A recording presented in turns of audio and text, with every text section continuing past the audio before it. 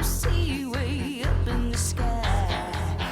Making circles in the morning sun, flying high in the sky till the day is done. I can't break away.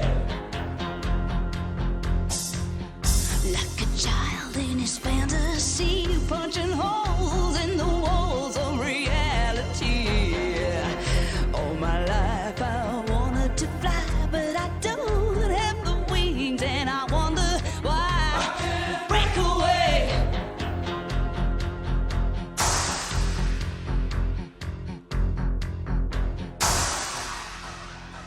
Oh, well, Mama told me when I was young, stand tall, girl, you're number one. But you can be what you wanna be, but you can't change the course of your destiny. I can't break away. Well, no, I can't break away. I can't break away. Well, no, I can't break away. Ooh, I can't break away.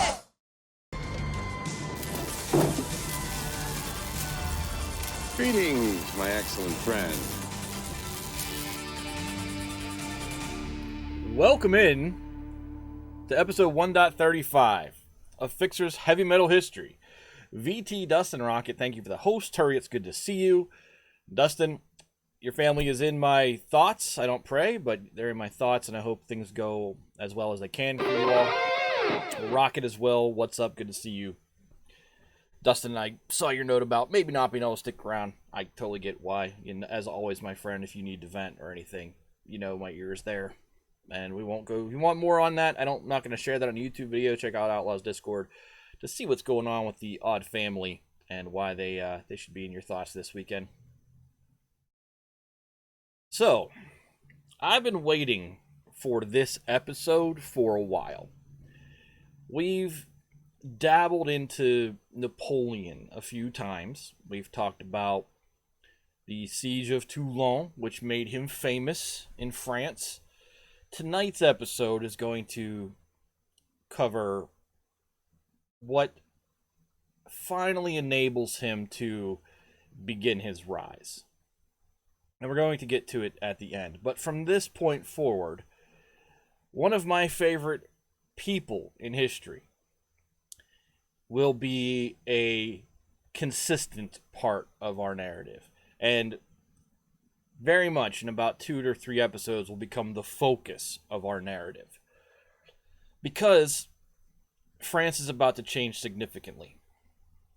We have covered French history from generally around the time of Louis XIV in order to set up an economic situation which led to the French Revolution. And that has led to this series of insurrections and turnstile legislative bodies and attempts to cement a constitution. We're going to go through another constitution this evening, but one which will radically change things in France. It'll remove us from this era we've been in of similarity, where the National Assembly, the Legislative Assembly, and the National Convention have all kind of functioned in the same way. They've been a mass body of delegates trying to wing it, for lack of a better way. At the end of tonight, there will no longer be winging it going on in France. There will be a fairly well-defined system of government that is going to be in place for a couple of years until that same man, Napoleon Bonaparte, helps and participates to engineer a coup against it, and at the end of which he will be the powerful man in France, and that is the point at which Season 1 of Fixer's Heavy Metal History will end, when Napoleon rises to the role of First Consul. But we've got a little bit left to get there. We've got, I would say, about 10 episodes before we get to that break point, where we're going to distinguish between revolutionary France leaning to Bonaparte and then Bonaparte in control of France. And along the same lines, some of you are aware that I have embarked upon a 15-page biography of Napoleon that has the first written since the entire release of all of his written correspondence. And I'm reading that book to inform this narrative now, contemporarily to me producing episodes, but also so that I can speak to the future in a little bit of a different tone than maybe the past has allowed people to do, because Napoleon has a lot of stereotypes against him.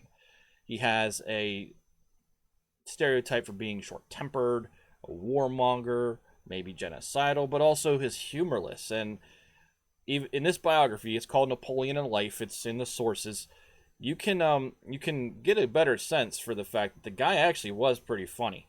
I didn't know that he didn't learn French until he was 9, and he was a poor writer of French. The Napoleonic complex, yeah, the God complex of Napoleon is also a trope. We're going to disassemble some of that and put you on a little bit of firmer ground with respect to what I believe is a more objective opinion of Napoleon, kind of once we get to the phase where he's first consul, so season 2.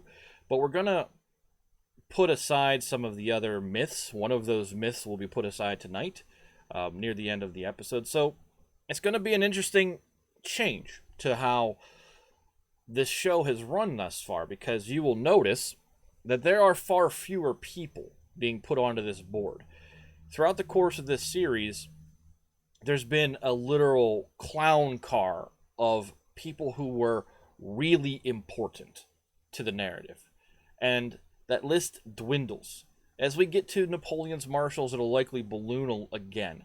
But right now, there are just not that many people doing the really important things for the purposes of a 2-hour commentary on a certain period of history. So, again, in the opening credits tonight, you also saw that the names were cut down by a third because there just were not enough. I have like a criteria for what I put into, like, am I going to mention this person's name from the perspective of, do I believe the audience will retain this because of its importance? And there just were not that many people. And that has felt like it has been compressing since the end of the Committee of Public Safety. So you'll see that these names are going to diminish a little bit. And as we get to Napoleon's rise to emperor, it'll probably balloon again. But this period of history, what is known as the directory, or what will be the directory after tonight, doesn't have a wide pool of extremely important actors, but that pool is very deep. The people who are involved, Paul Barras, for example, who's top middle, is going to be really important. And by the time we get to that coup that brings down the directory, it will be Napoleon taking down Paul Barras, for example. So these names that are up here are important names. I just don't want to throw names at you because they may have this fleeting moment of historical sub-relevance, but they're just not that important for the purpose of giving this broad brush. And what I'm still doing is very, very, very high level with respect to what is going on in the French Revolution. So let's get into tonight's episode, right? We spent the last episode looking at the Thermidorian Convention, slapping down what really remained of the left radical wing of politics in the French Revolution, right? We watched the last gasp attempts of the left to do something. Those attempted insurrections, which occurred on 12 Germinal and 1 Prairial, were really the end of that sans-culotte independent political force. And that force had been leveraged so many times across the course of the revolution thus far. They had been the pawns for a lot of occasions when those in power needed a shock force in order to get what they wanted done. And as we saw in last episode, this was a series of insurrections that were not aided or abetted by anybody inside of the legislative body that was currently governing France. And the force that mustered to suppress those revolutions was huge. And while this was happening, while the left was being smacked down, the right was being encouraged to a degree.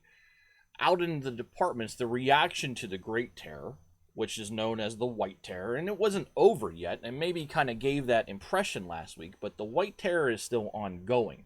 There's still revenge for coming from those victims, or almost victims, of the Great Terror, to suppress all of those old Jacobin municipal leaders. So the left is really down, and the right is really coming into ascendancy for the first time since probably the Estates General were called.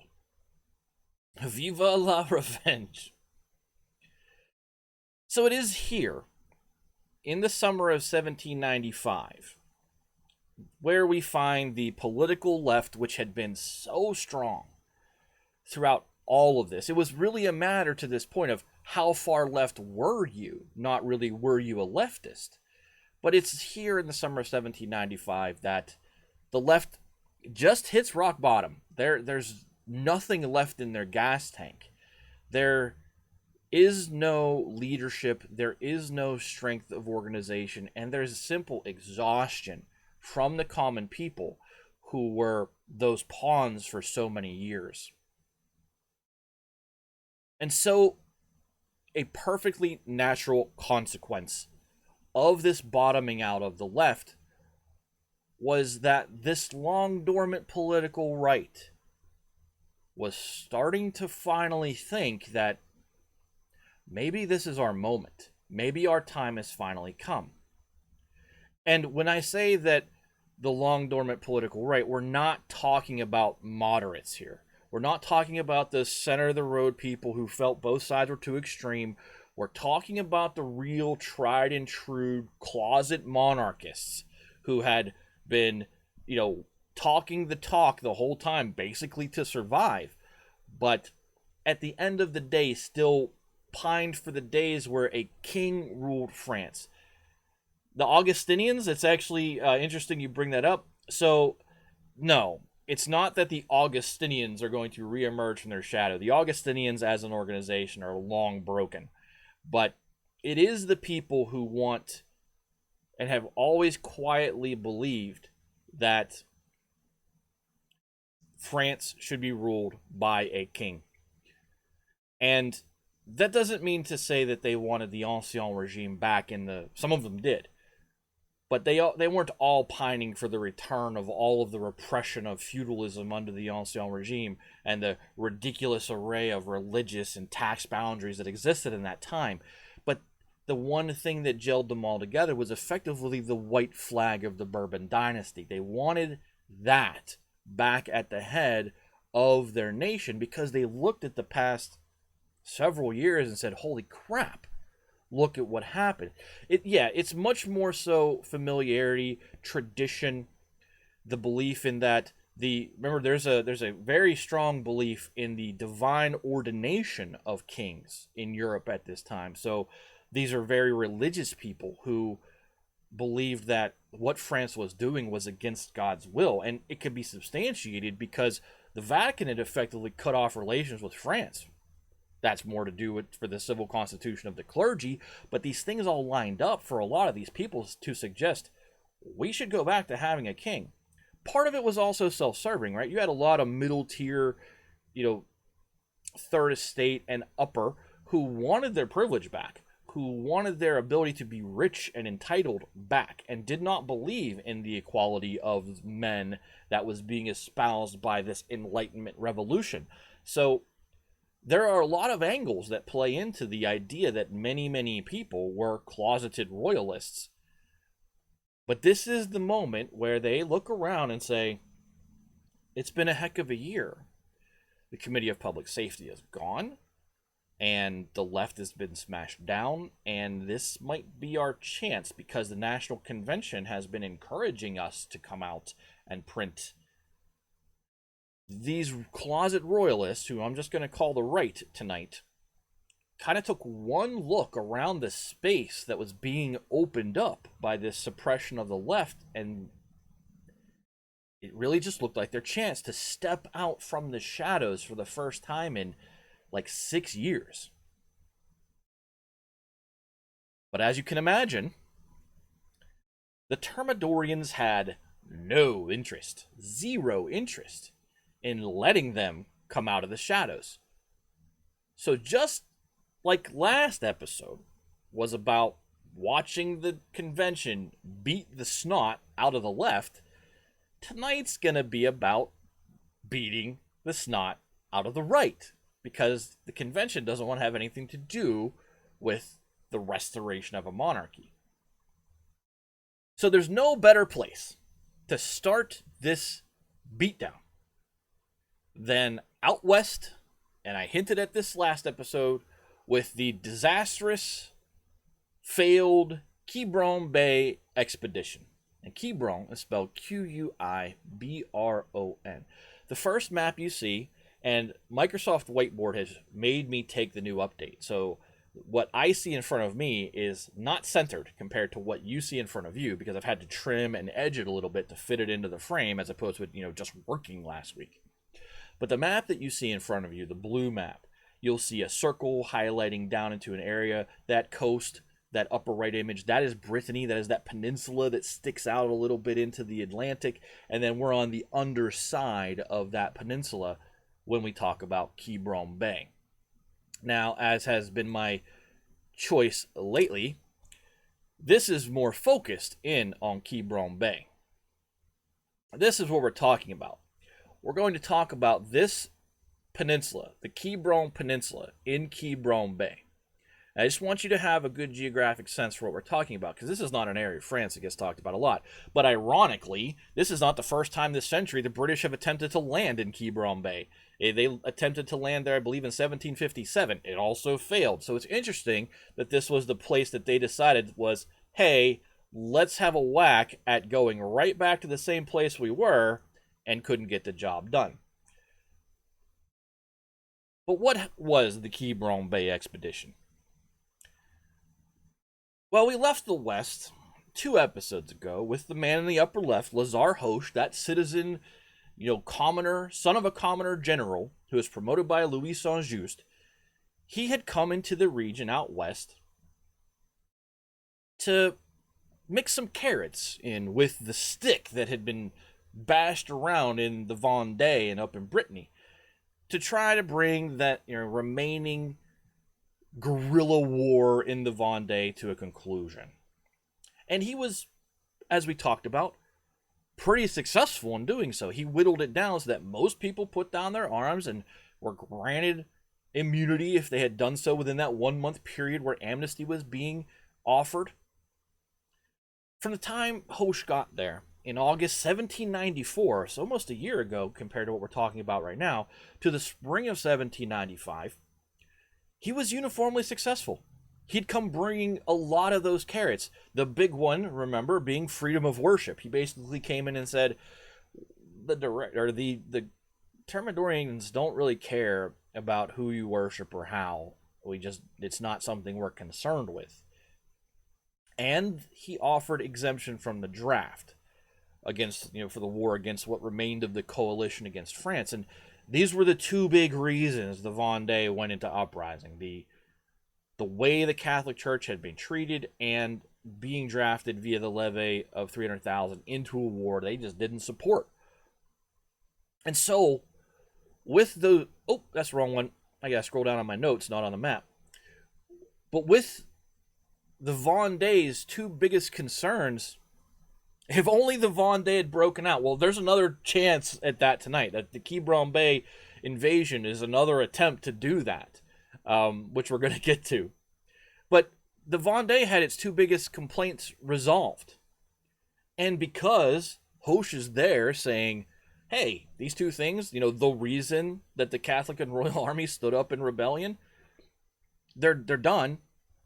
Enthusiasm in the Vendée generally waned pretty well among all the people of the West. Hoche then signed a treaty with one of the main and most notable... Remember to clonk that follow button. Hoche signs a treaty with one of the main and most notable rebel leaders in the Vendée, François de Charest, who is left column middle. He's the guy with the feather in his hat. Hoche signs this treaty with Charest in February 1795. Now, remember, when we talked about Hoche kind of signing these treaties, it was said with a little bit of trepidation at the time, where some of these leaders were going to go back on their word. Well, Charest is one of those guys. But Hoche signed another treaty in April of 1795 with most of the main Chouannerais, which are those rebels up in Brittany. So we have a situation leading into like the late spring, early summer of 1795, where Hoche is looking around saying, job's probably as done as it can be done. You know, I've got this under control. It's just a matter of staying here and making sure that this sticks. But for all intents and purposes, I came out here to do a job charged by the convention, and I've pretty much done the job. It's just a matter of sitting here long enough to make sure this sticks. But just as Hoche seemed to be putting the finishing touches on this piece, a couple of things happened. Again, remember, we're in late spring 1795. First, the convention back in Paris decided to turn its guns on the left. Up until that point where all these treaties were being signed, the people on the right didn't really feel like they had an opening. They still felt like at least the moderates to moderate leftists were in power, and there wasn't an opening. And then the other thing is the White Terror got going. Out in the departments is where it was the most successful, if you'll remember. This gave heart to conservative royalists everywhere, but especially like these Western rebels, because you'll remember the other thing that was really deep in part of that conservative Catholicism that they all believed in, and what was one of their demands was return the king to the throne. They really believed in the royal line. So by seeing Paris turn on the left and not do anything about the reaction to the left of the White Terror, again, these people looked around and said, maybe this is our chance. And maybe this is our chance is going to be a repetitive thing this evening. The other major thing was the final defeat of the British up in the Netherlands. It led the ministry of William Pitt the Younger, who is the Prime Minister of Britain. Remember, they're no longer on continental Europe after they were driven out of the Netherlands. William Pitt was looking around and saying, yeah, we're probably going to be dominant in this naval war, but is that enough? We need to find other ways to strategically deploy British ground forces and resources to the continent to continue to fight the French. So the pie that's being baked here is you have these right royalists out in the Vendée and everywhere, but for this conversation about Quibron, we're just the Vendée. You have these right royalists looking around going, maybe this is our moment. And you have the British looking you have the British looking for opportunities to go, where can we find allies on the continent in order to re-land forces to continue to put pressure on France? The rebels in the West and the British, you'll remember, had already been in contact for quite a while. But with the British focusing to win the war in the north, in the Netherlands, and the rebels always kind of a bit disorganized, they had really never come into contact with each other to truly join forces. And you'll remember the closest they got was that failed northern march of the Catholic and Royal Army to Granville across the Loire River. That was the closest they ever got. That delay of the inbound ships from Britain because of the intelligence delay through London. They never really linked up. They will link up tonight. Because over 1794 and into 1795, one of the main Chouannerais leaders, a man named Joseph Genevieve de Puisset, and he is dead middle of our grid of characters tonight. He had been steadily working his contacts in London. Now, he was still in France. And he was painting for them a picture of a vast popular uprising which was already underway and which only needed guns and supplies to break the entire region away from Parisian control.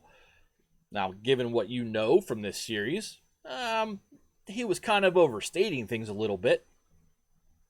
But Britain did have spies in Paris and all over France. And, yeah, a bit. And they were telling London that the right was indeed ascendant in France. And because the spies were kind of, sort of, backing up some of what Poucet was saying, the British decided, let's throw our lot in with Poucet, because he's a man on the ground. He's there. Maybe he's got a better sense of things than we do, but at least we're getting some corroboration of this from our intelligence network.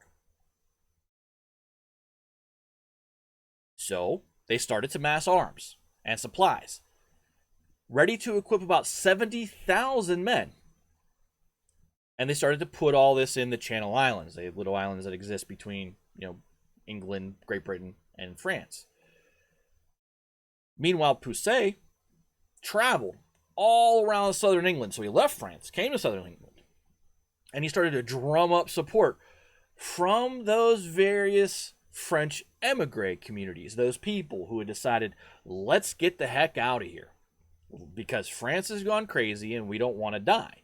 So as a lot of those people went to Great Britain, and Poucet is there in southern England, just pounding on doors, doing bar speeches, just trying to get support behind what he and the British are trying to organize.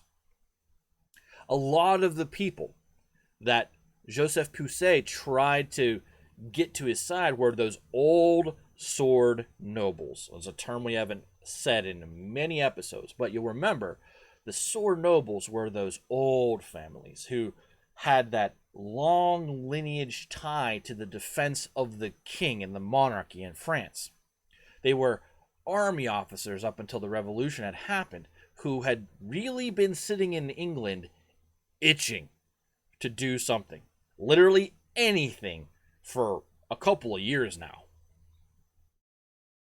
So Poucet signed up 3,000 of them to serve, to come with the force, the materiel that was coming down into Quibron Bay.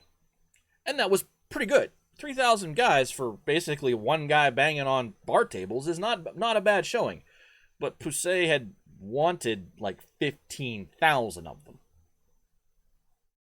But he looked at that shortfall and he disregarded it. Because he was under the assumption, Poucet was, that once the force landed, they would be greeted by locals, eager to fight to liberate France from the revolution once and for all. And that's not a bad assumption. I mean, historically, for several years, that had been the temperature of what had been going on in the Vendée and up in Brittany. He just expected the Chouanneray and what was left of the Vendée rebels to kind of rally to what was going to go down, and to a degree they would. But here's the thing. The expedition, when it was being formed, had a clear goal. It was designed to do one thing specifically. It had the aim of putting 10-year-old Louis XVII, son of Louis XVI, still a prisoner in Paris, on the French throne. So that's important because you have a situation where you're organizing an invasion, and as we've even seen in contemporary history, it's important to have clear war aims, right? We talked about when the Austrians decided to go to war with France in this period, they had clear war aims, and those war aims are out the window now, but having a definition of what will end conflict is important. But just as the expedition was kind of taking its final shape and like literally the last bits were being loaded onto ships, things took a significant twist when word came to London from Paris that 10-year-old Louis XVII was dead. Now remember, this boy had been taken from his family pretty much when they were arrested and thrown into the temple. Because there's Marie Antoinette in the temple saying, "This is the king," addressing him as the king, positioning him at meals as if he was the king. So they had taken him from the royal family. The nature of this boy's captivity and his ultimate fate, like what caused it, not that he died, are still pretty tough to pin down, and it really is one of those historical debate topics, and there's plenty of those. But the main problem about pinning down what exactly happened is that after the Bourbon Restoration happens in the 18 teens, almost all of the records of the time that Louis XVII spent in captivity were destroyed. And I know why. I have a good sense as to why Louis XVIII didn't really want to deal with it, didn't want there to be any real conversation about the legitimacy of his reign. But the basic and probably in at least part apocryphal story, meaning probably not true, or true in various shades, became that after he had been taken from Marie Antoinette back in 1793, the boy was handed off to an illiterate cobbler. That's true. We can verify that. When that cobbler kind of went away on his trips and business stuff, this is where it becomes apocryphal. The boy was locked up in solitary confinement where he was beaten according to the sadistic whims of his guards, and then finally died of tuberculosis. That's probably true, after essentially being neglected to death, which is also probably true. Now, there's a lot of reason to believe that this story is fairly exaggerated for effect. I would think so. But it seems the basic elements of it are true. That this boy, who you'll recall had pretty frail health growing up, even in the palace at Versailles, had always just been fragile, and he had been badly mistreated until his body gave up. But that raises the interesting proposition of, what do the Royalists believe in now? Because, living now in Genoa, out in Italy, the émigré Comte de Provence, the eldest brother of Louis XVI, of his living brothers at least, as soon as he found out that Louis XVII was dead, the Comte de Provence declared himself King Louis XVIII. Now, one day, he will be King Louis XVIII, but not for a long time. That's when the Bourbon Restoration comes along. When the Comte de Provence, because we're going to keep calling him that, because that is what he is until after Napoleon, when he declared himself King of France, he declared a list of shared aims of Royalist activity, which essentially boiled down to this: we're going to roll everything back to May 1789 before the Estates General met. Meaning he had every intention of returning France right back to the Ancien regime. Yeah, it's crazy. You have to understand that the two brothers of Louis XVI, who will be very relevant during the Restoration, were both needle-bending right conservative. Really conservative. And they saw all the stuff that had happened so far as a direct insult to them and their family. They didn't care or really have the perspective on what it had done for the people of France. All they wanted was payback. To a degree, the death of their brother isn't that many years ago at this point, so I can understand there being a revenge bend in their narrative now in 1795, but when we're talking about 1816, that wound should have healed a little bit by then, but it didn't.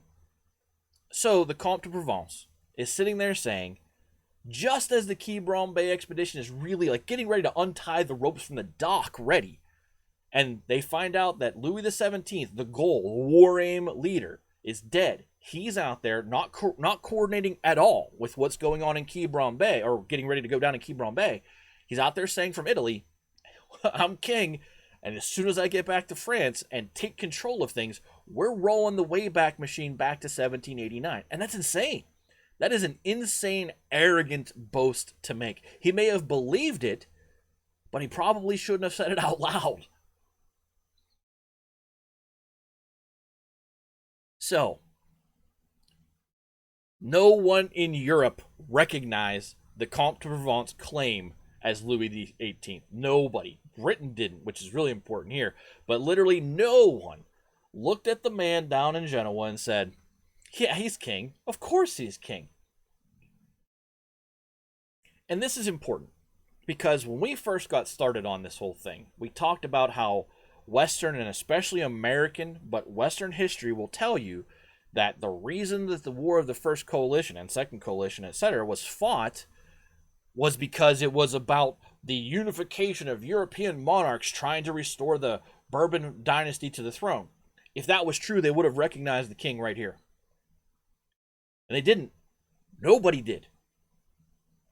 So this is the big pass-fail test for me about that narrative that's spewed out in classrooms and rudimentary history classes of course they came together because they wanted to see their brother monarchs restored. No, it had nothing to do with that. And this is the proving moment. Because if they had believed that, they would have recognized him. And they didn't.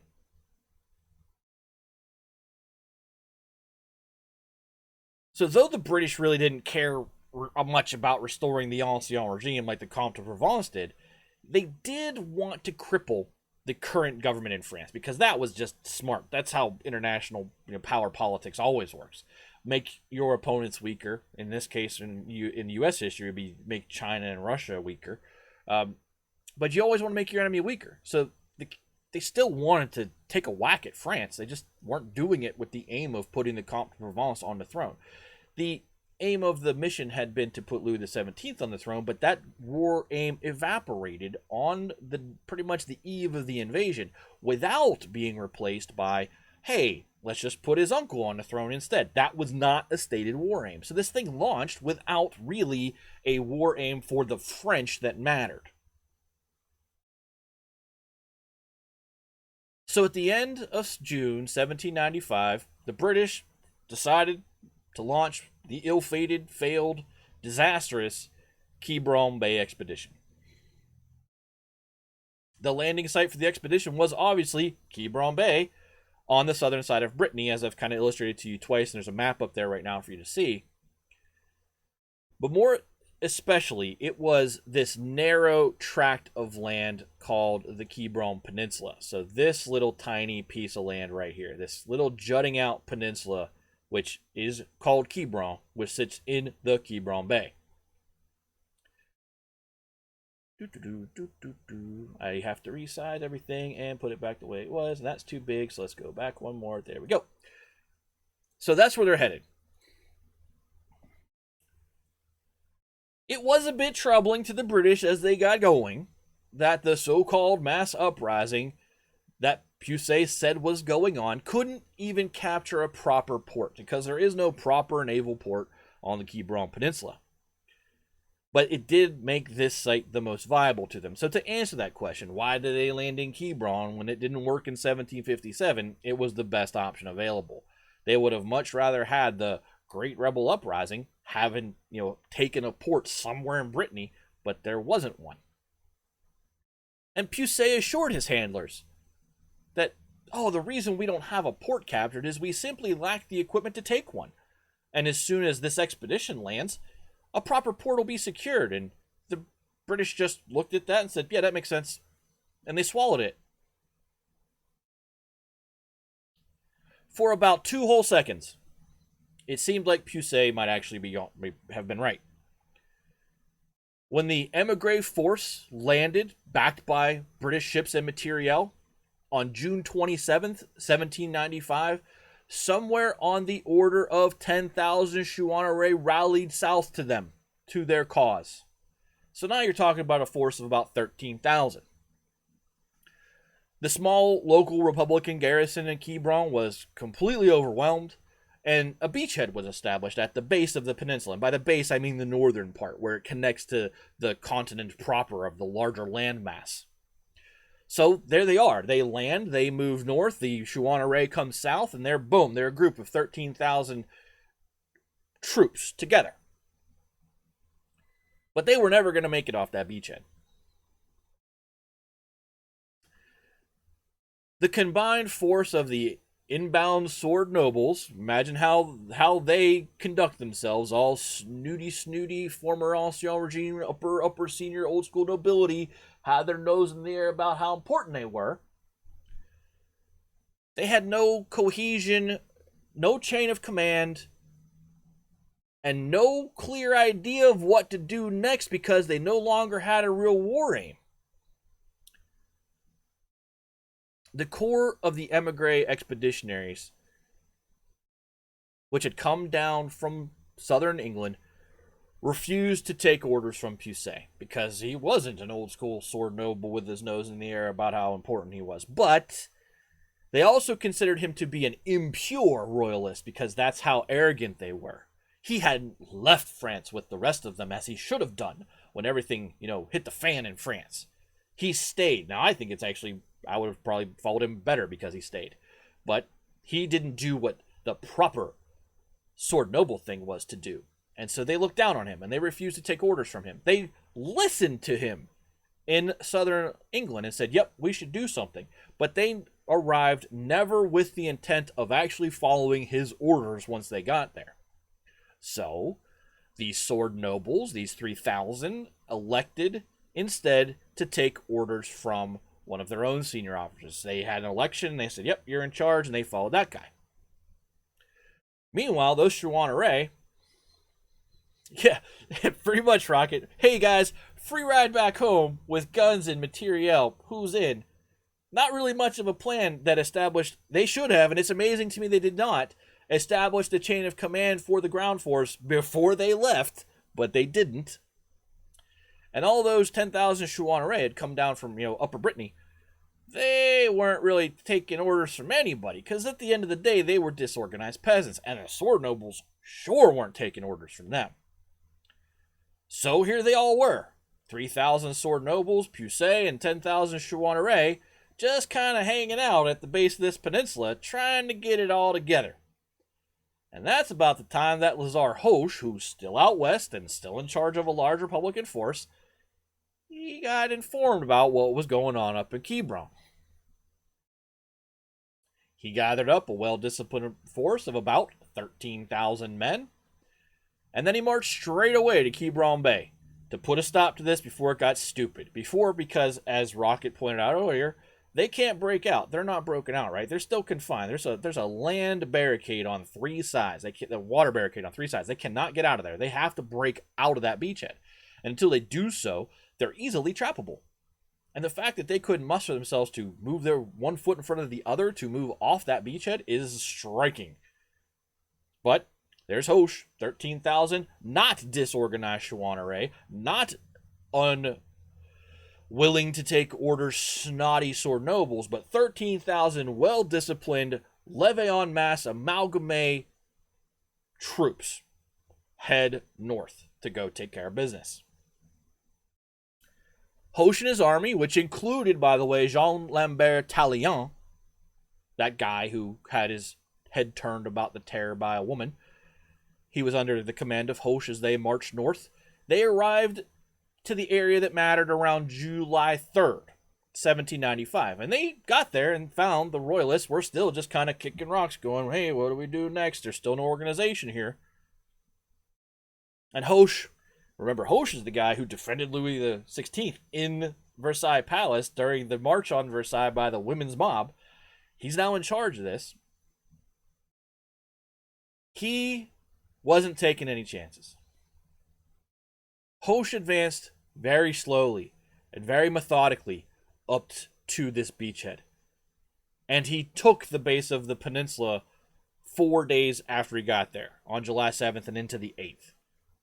Then over the next, course of the next 2 weeks, they battled back and forth, but the Republicans were just able to keep pushing further south along the peninsula and drive the British / emigre / Chouannerais further down to the tip, which is the last. This is why you don't land on a peninsula. This is why you don't defend a peninsula in a land war. But they just kept getting pushed down to where they had nowhere else to go.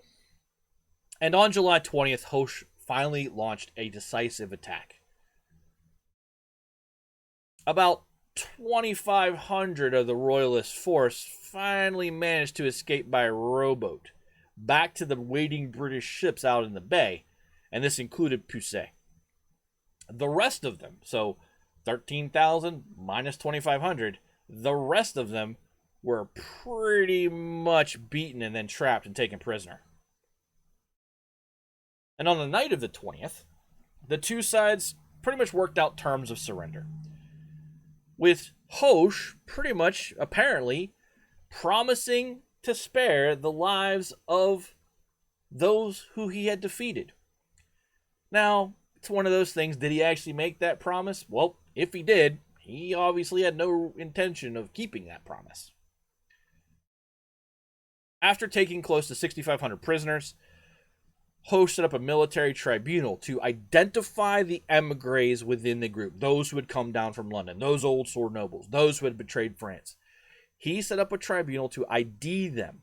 Those emigres who had Remember to clonk that follow button. those emigres who had fought under arms against the legitimate government of France. And he had them shot. Now, you might say, war crime, war crime. But this was done according to a law passed in the early days of the war in 1792, which declared that if emigres fought under arms against France, that they would be executed. Hoche was well within his legal rights to do what he did. That law was discussed, by the way, at the time very briefly when it was passed.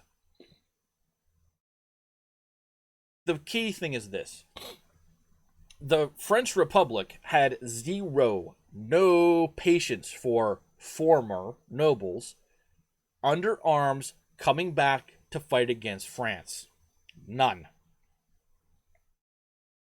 Of the over 1,000 or so emigres that were captured, 640 of them were shot, along with around 100 Chouannerais charged with various brands of treason.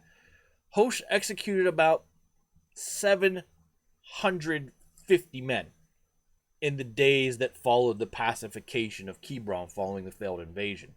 I can too. I mean, I don't like the idea of a prisoner of war being shot, but that's viewed through the lens of the Geneva Convention for me, because I want prisoners of war to be exchanged. But this time, 1795, the law said what it said. These men should have known that, regardless of their arrogance about who they thought they were, that by undertaking this, they were under risk of this law that meant they could just be shot on sight.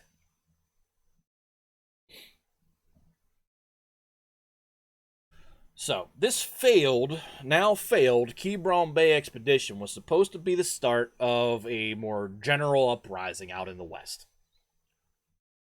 Because it wasn't the only thing that was supposed to go down. Further south, those rebels who had kind of signed a treaty with Hoche with their fingers crossed behind their back, they were supposed to break their treaty and return to, fighting. And that's what they did, especially Francois de Charette. He had just come to terms back in February. And as soon as he kind of found out that Quibron was going down and was now underway, which was about a 20-day period, he broke the treaty. And he really only made that deal with the Republicans because at that point he was isolated, right? He had no allies around him and he had no momentum. Everything was running away from his cause, so he didn't have a choice. He signed on the dotted line because he looked around and said, if I don't, I'm dead. So he was really happy to get back to work in July 1795 along with the Quibron Bay expedition, until news came down that the Quibron Bay expedition had been an absolute disaster. So there he was, treaty breaker, no support in Quibron, not going to get any of those supplies the British were bringing down, completely isolated and back to fighting on his own again. I personally would have waited until there was a breakout, until I knew that this force had flooded out into France proper. But he didn't. As soon as he found out the landing had happened, he decided to break the treaty. So, Charette, now again isolated, decided to concentrate his forces along the west coast in an attempt to try to secure supply lines from the British. But, again, momentum was running fast away from his cause. Because at the same moment, as we talked about last episode, the French were signing a treaty with Spain. which freed up loads of troops not too far from the Atlantic coast of France. They'd been stationed in the Pyrenees up till now, and it wasn't really that long of a march to go from the Pyrenees right up into the Vendée. And that force of Pyrenees French troops, who were now relieved of anything they needed to do there, started to march north into the Vendée right about the time that Hoche was wrapping up things in Quibron and marching south, right to where Charest was.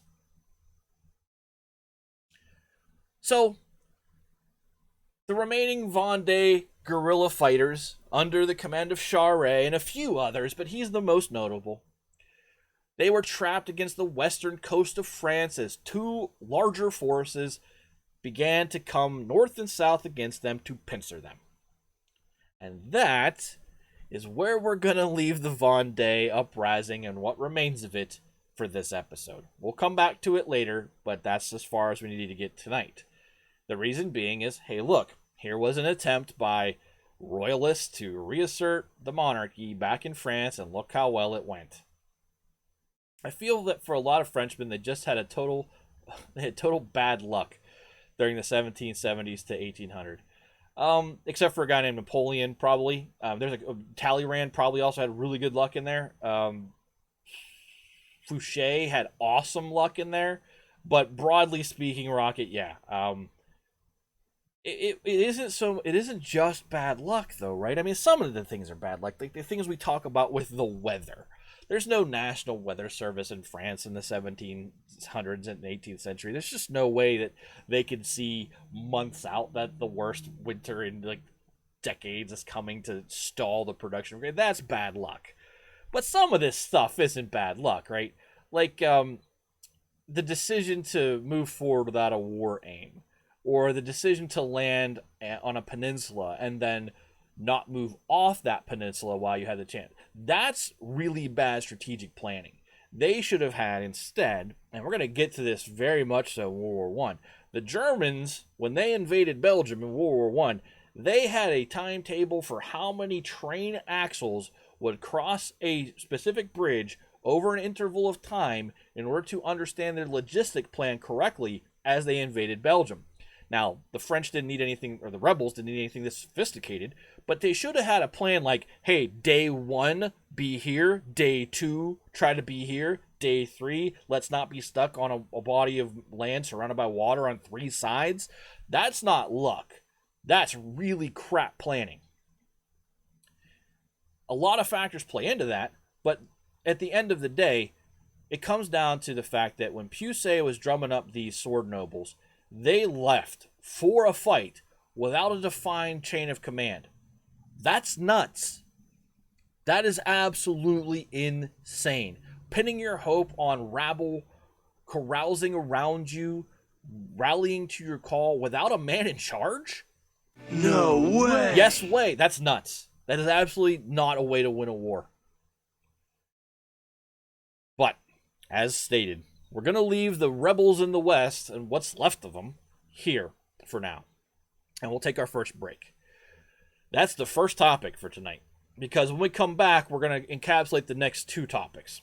The new Constitution. Remember, the Constitution of 1793 is a non-starter politically because it was written by terrorists.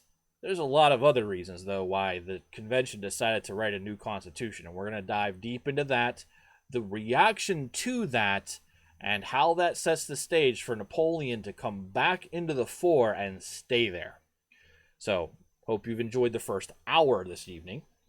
Get up, walk around, get a drink, go to the bathroom, make sure you stretch your legs, and I'll be back in just a few minutes.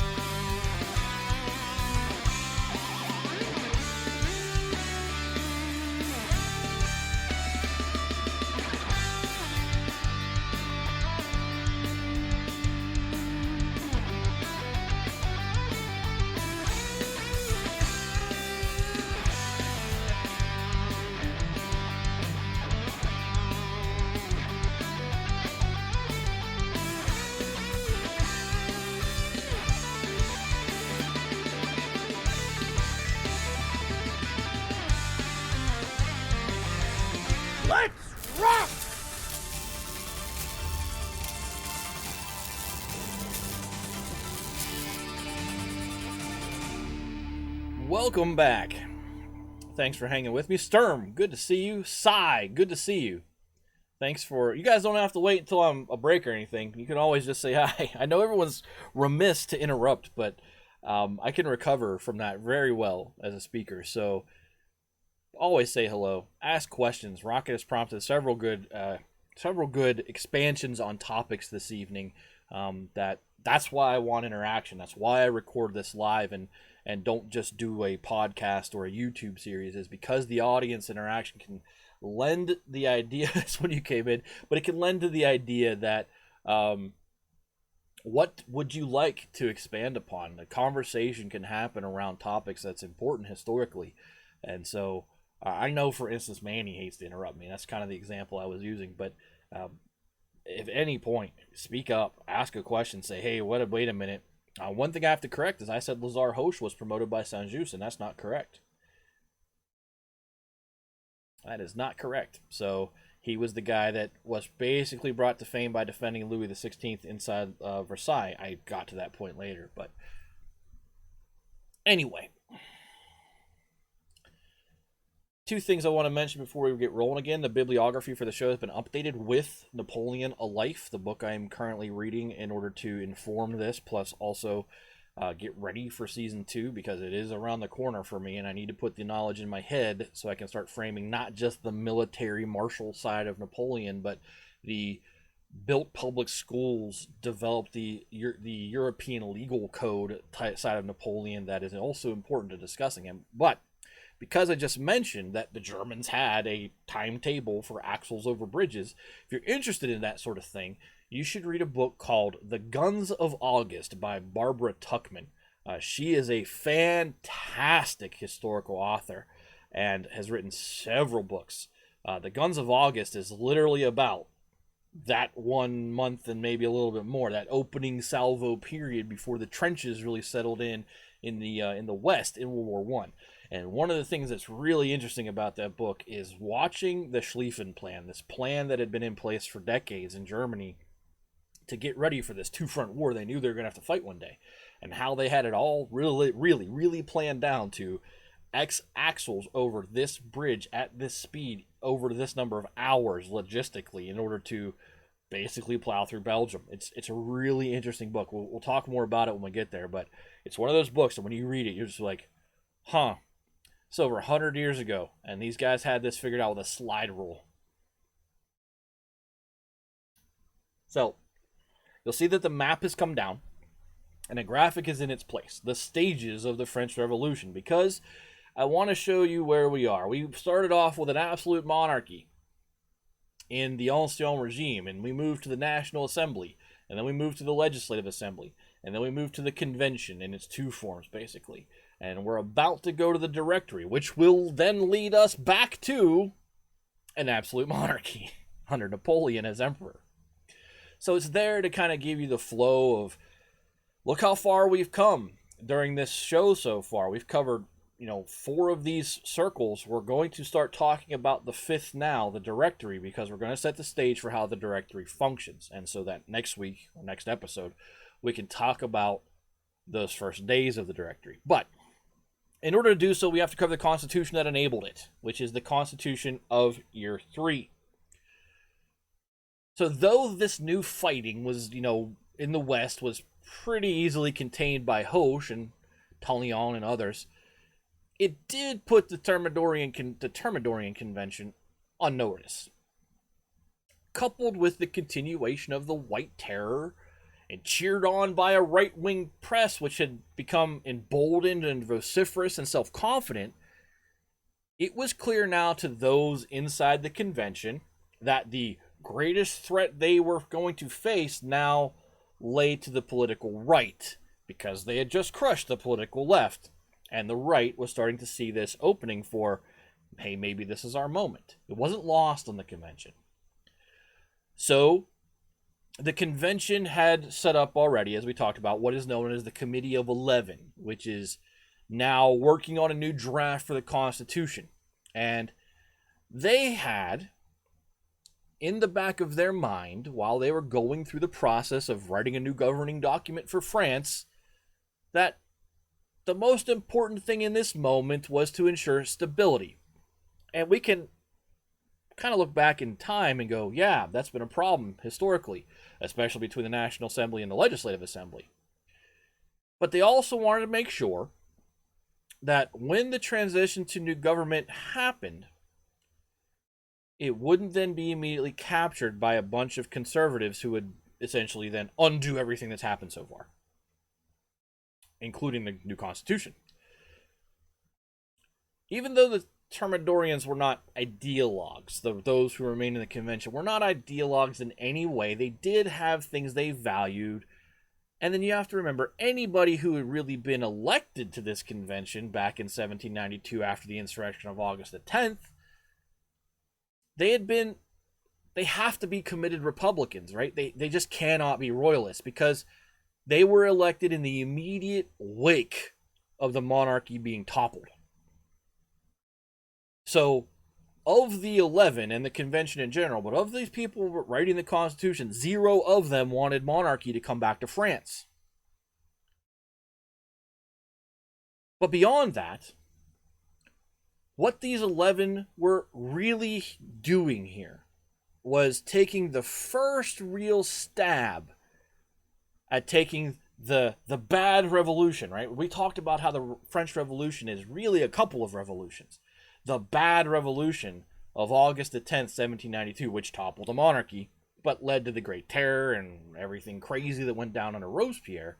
They were trying to get rid of, disassociate this bad revolution, which led to massacres, from the good revolution of 1789, which also had prison massacres. But they wanted to get back to what was the revolution of 1789, the Declaration of the Rights of Man and the enlightened social and economic reforms, because those were good things, and those did come out of that first good revolutionary period. Now, whether one can actually do this is another one of those long-running debates when you get into French Revolutionary history. Meaning, is or was the Reign of Terror integral and actually inevitable as a continuation of the events of 1789, meaning one had to happen, the Reign of Terror, because the other, the Good Revolution of 1789, happened. Basically, was an unavoidable domino.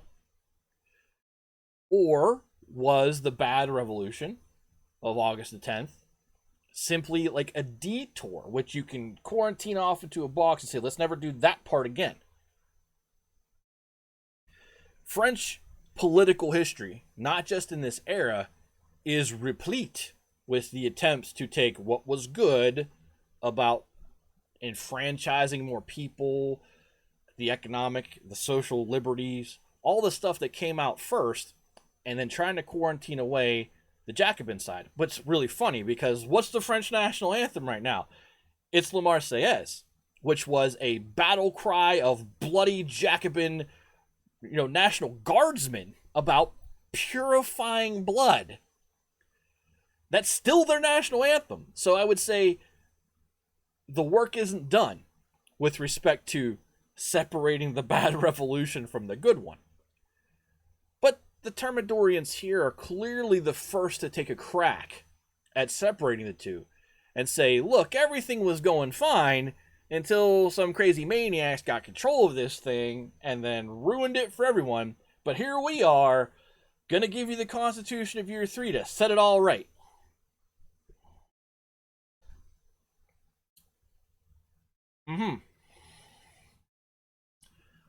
With the lessons of the failures of the Constitution of 1791 in their back pocket, the Committee of 11 hoped to forge a constitution that would prevent the revolution from effectively going off the rails into bloody detour land again. Doesn't that always happen? A few bad apples ruin it for the rest? I don't know. I'm not entirely convinced. I mean, I think the Reign of Terror was the natural byproduct of the first phase of the revolution because of the people. Because of the climate of the people, both the common people and the people in charge. I think it was probably unavoidable. I think maybe some of its excesses were avoidable had people of conscience rose up earlier, but I think the revolution had been bloody before Robespierre.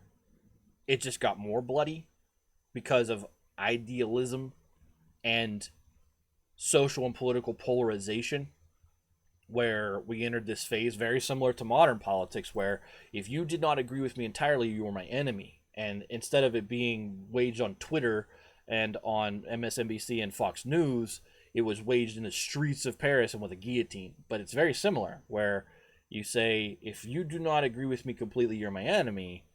It just led to bloodshed in that time.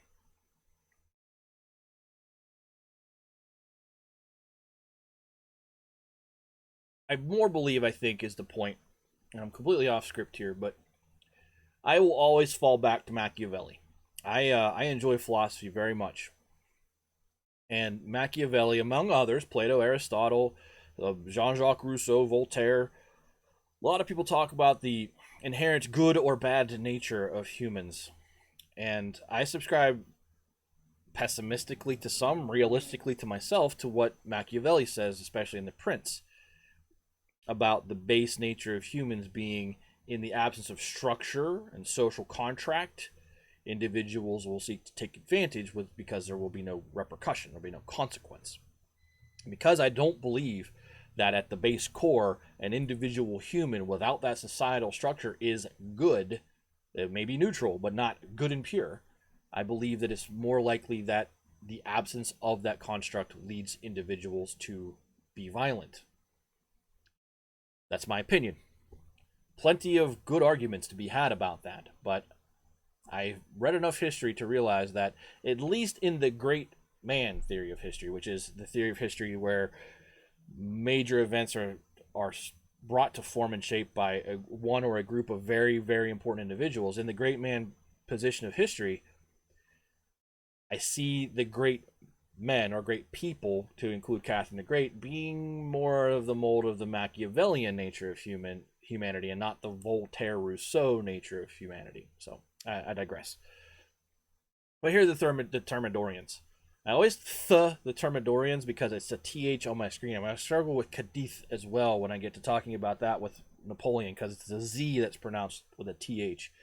But here they are, trying to get back to the good revolution of 1789, looking at what had failed in the past, looking at the things in the Constitution of 1791, which was really the last constitution France had, and trying to prevent the crazy nature of things happening again. So this Constitution of Year 3 was prefaced as usual, as had been done with the 1793 and the 1791 constitutions, with rights, 22 of them in this case, which had some specific bullet points. But this would not be the same set of rights that Saint-Just had preceded the ultra-democratic Constitution of 1793 with. Gone was the statement that the aim of society was the common happiness. Gone were the rights to public assistance and education. And for super sure, gone was the right to insurrection. Included, though, were all of Lafayette's greatest hits from the original Declaration of Rights of Man in 1789. Liberty, equality, security, property. Oddly enough, though, both the freedom of the press and the freedom of religion, warning bells to the Vendée, were conspicuously absent from this bulleted list of 22 rights. Remember to clonk that follow button. Though, in short time, further legislation would ensure both for the people of France. So there was a blip where, hey, rights to press and religion, basically the First Amendment of the U.S. Constitution, were gone. They'd come back pretty quick, though. And they were like, oops, and they realized they had to fix it. Here's the interesting part, though. Counterbalancing this list of 22 rights was, for the first time, I believe, in history, a list of 9 duties or obligations of the citizen.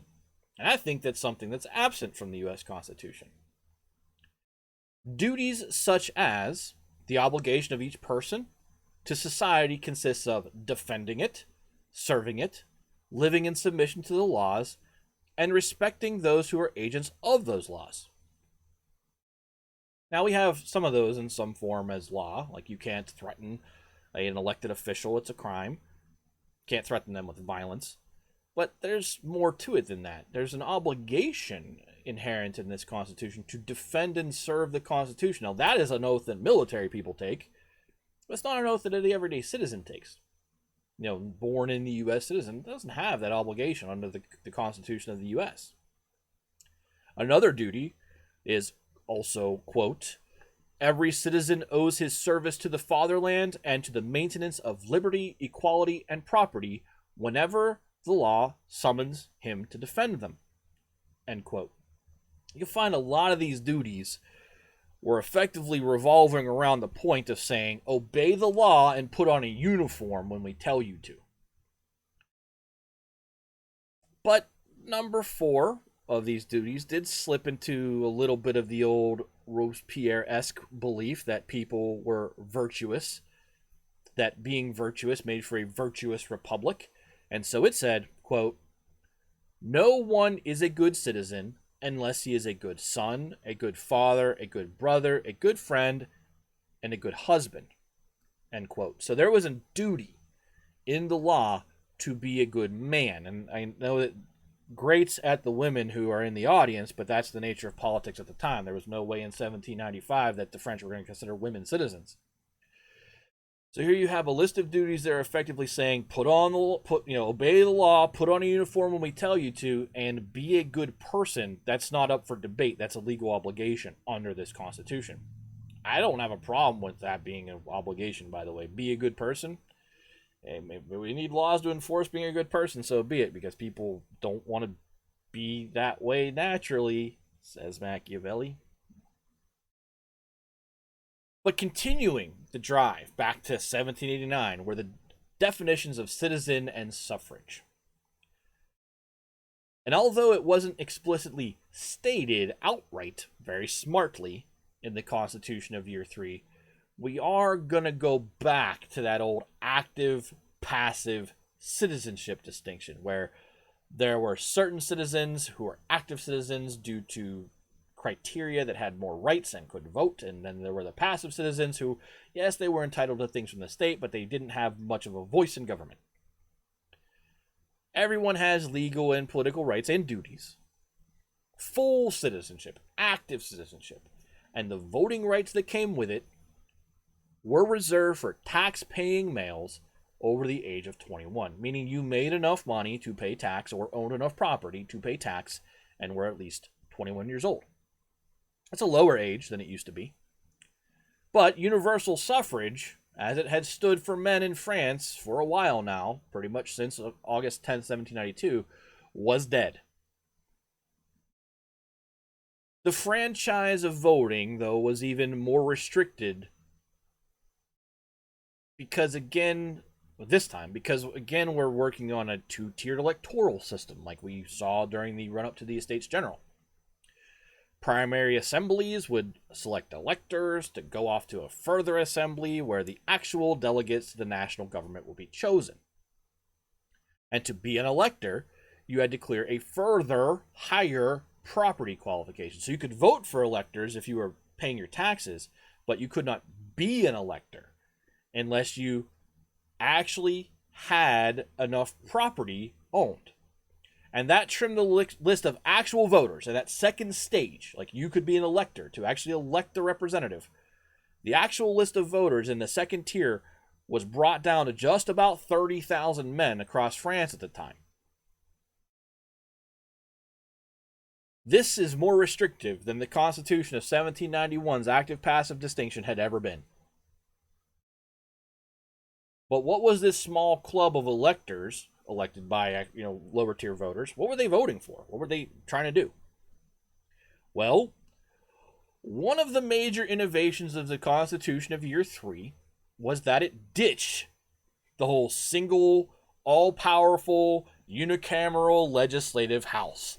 So there would be no more National Assembly, Legislative Assembly, National Convention type body who had complete control of everything. Probably pretty smart. What the Constitution of Year 3 did was create a bicameral legislature, more akin to what we would recognize in the modern American congressional and European parliamentary systems. Why do you think that is? Why do you think these guys in France looked around and said, we need a two-chambered legislature? Well, the dangers of this single all-powerful house with absolutely no check on its power or whims had now been thoroughly internalized by everyone, because look at what it allowed happen. There was a reign of terror under a group of 12 people that came out of that body that basically murdered its way across France. And I hope personally, somewhere in his exile in Switzerland, Jean-Joseph Mouillet, who wanted this from the beginning, is at least smiling finally. Maybe ironically. So a bicameral legislature for France. First time that's happened. So there's a lower and an upper house. Just like there's a lower house of representatives and an upper house of senators in the US. There's a House of Commons and a House of Lords in the UK. The lower house in this system was called the Council of 500, which, wait for it, had 500 members. Those members had to be 25 years of age or older. This house, this lower house, would generate all new legislation, meaning any new law had to effectively come in bill form out of the lower house of the Council of 500. The upper house was called the Council of Ancients. It had 250 members who had to be 40 years of age or older, hence the term ancients. The men in the Council of Ancients would then have to approve or reject what was coming out of the lower house. So they are effectively a veto stamp on laws being proposed by the Council of 500. They were supposed to just say, hey, that one's too crazy, no. That one's okay, yes. That one's too crazy, no. Welcome in, K's. Good to see you, my friend. So here you have the first time in this whole legislative turnstile of what has been going on in France since basically 1789, one legislative body checking the authority of another in direct line. One sat above it and said, yeah, that one's fine. No, that one's crazy. Yes, that one's fine. No, that one's crazy. But a further check on the power of this bicameral legislature was the creation of an executive branch independent from it. Now, there was obviously a lingering fear that a single executive, like the Committee of Public Safety, would lead to either, dictatorship or maybe take them back to the monarchy, because that's what the king's ministry was too, an independent, executive. But this committee that forms this independent executive gives this whole system of government its name, because this committee was called the Directory. The Directory's members were elected from the elected delegates of the other two chambers, and it would be tasked with implementing the laws passed by the Council of 500 and then subsequently approved by the Council of Ancients.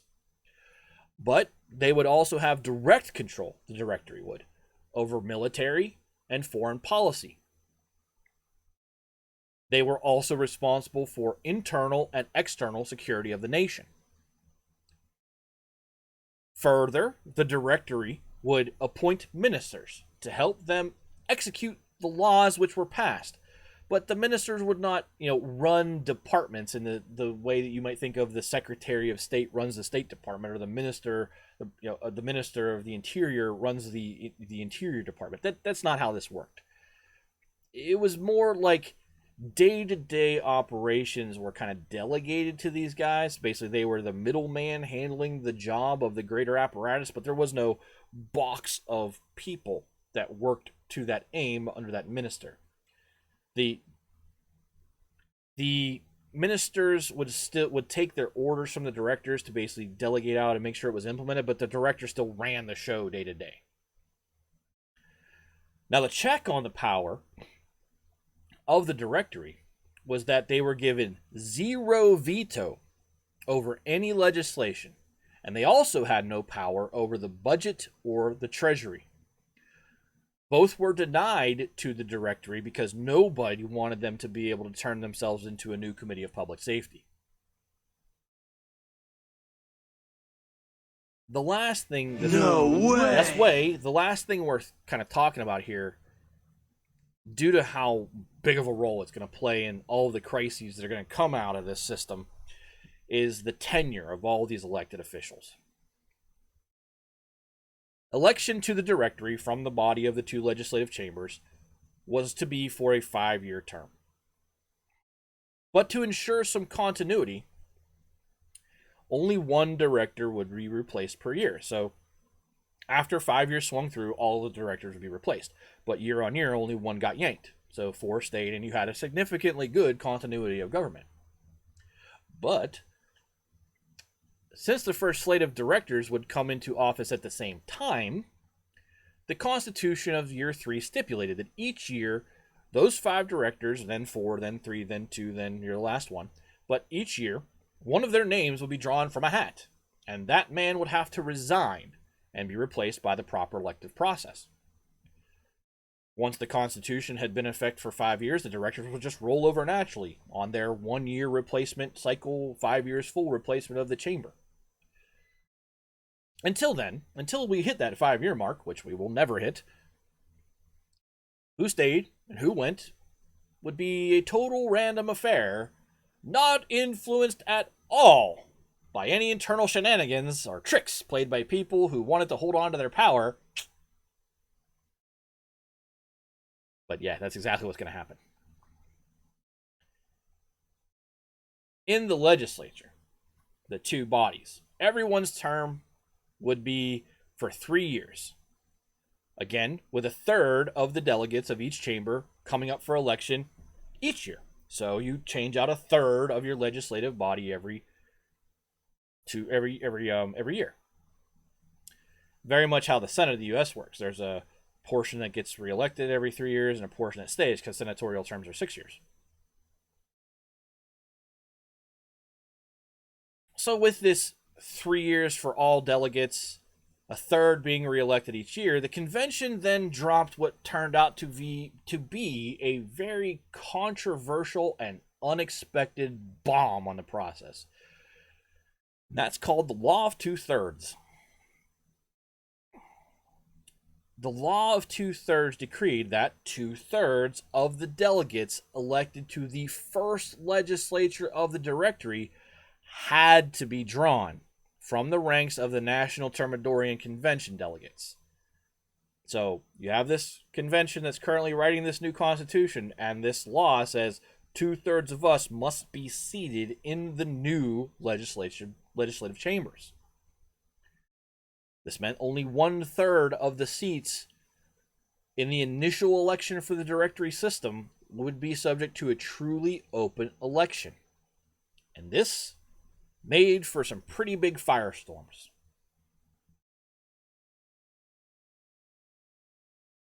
Obviously, the announcement that the next election would not be 100% free and open for all seats was not popular and very unpopular in some specific groups.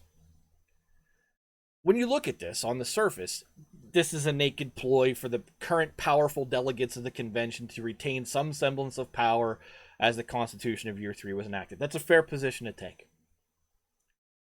But it was also a buffer against the rise of this Royalist right by denying them any opportunity to be elected to the Directory structure in any form of majority.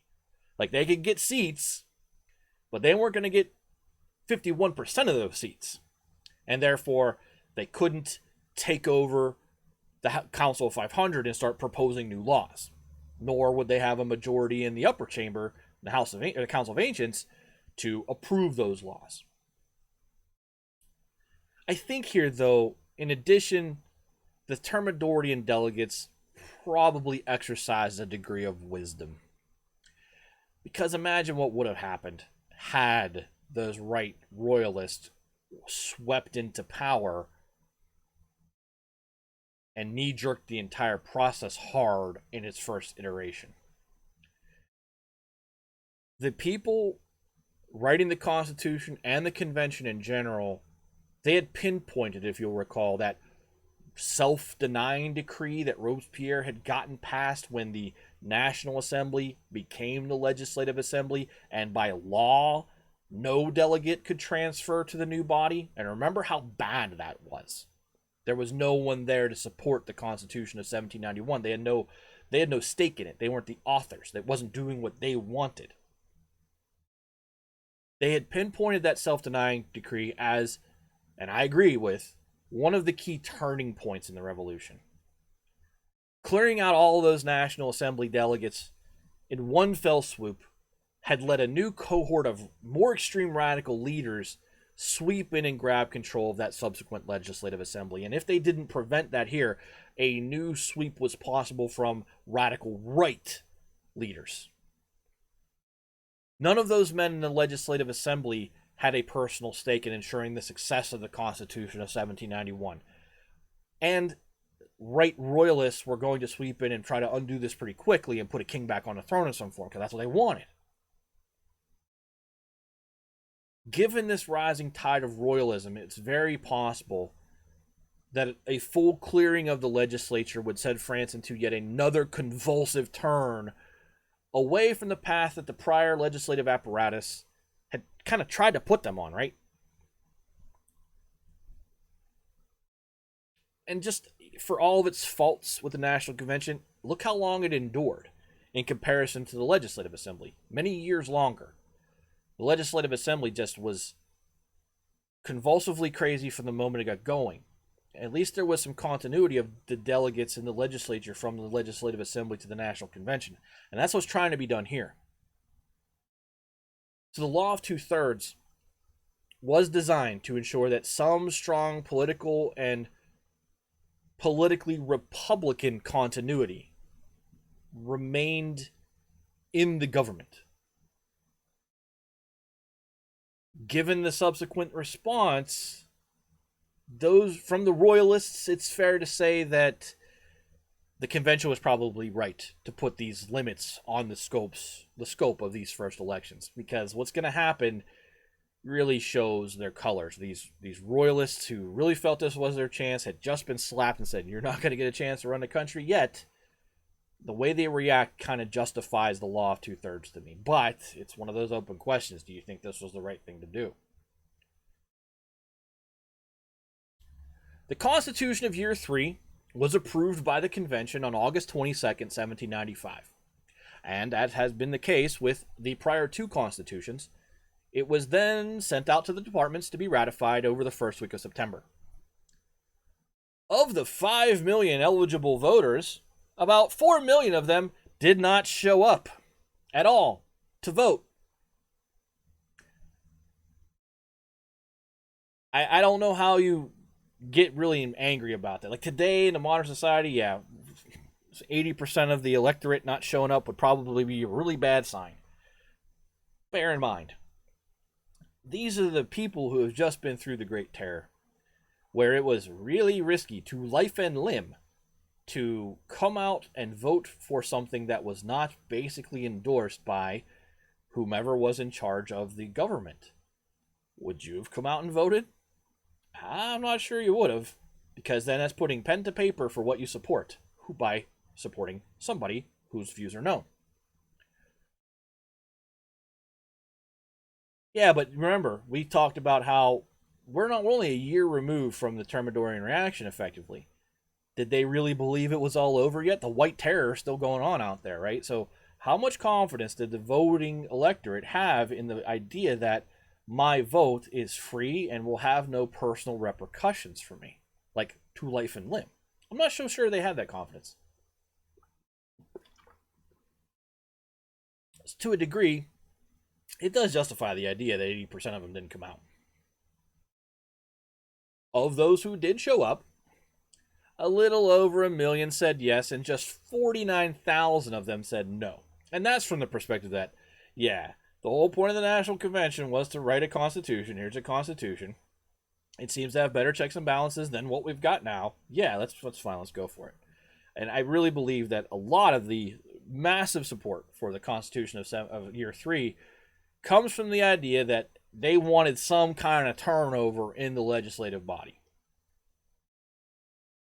But on the further question of the law of 2/3, which was somehow also up for ratification as a part of the Constitution, the vote, which was distinct and independent of the overall ratification vote, was a whole lot closer. Of those who chose to weigh in on the vote of the should we do the law of 2/3, Mads, welcome in. And then when she plays Overwatch, you could snowball Andy. Hope D&D was fun. So on the further question of the law of 2/3, from those who chose to weigh in, about 250,000 said yep. 108,000 said no, and these are just raw totals because 19 different departments all around France voted to reject the law of 2/3, and in Paris, 47 of the 48 sections voted against it.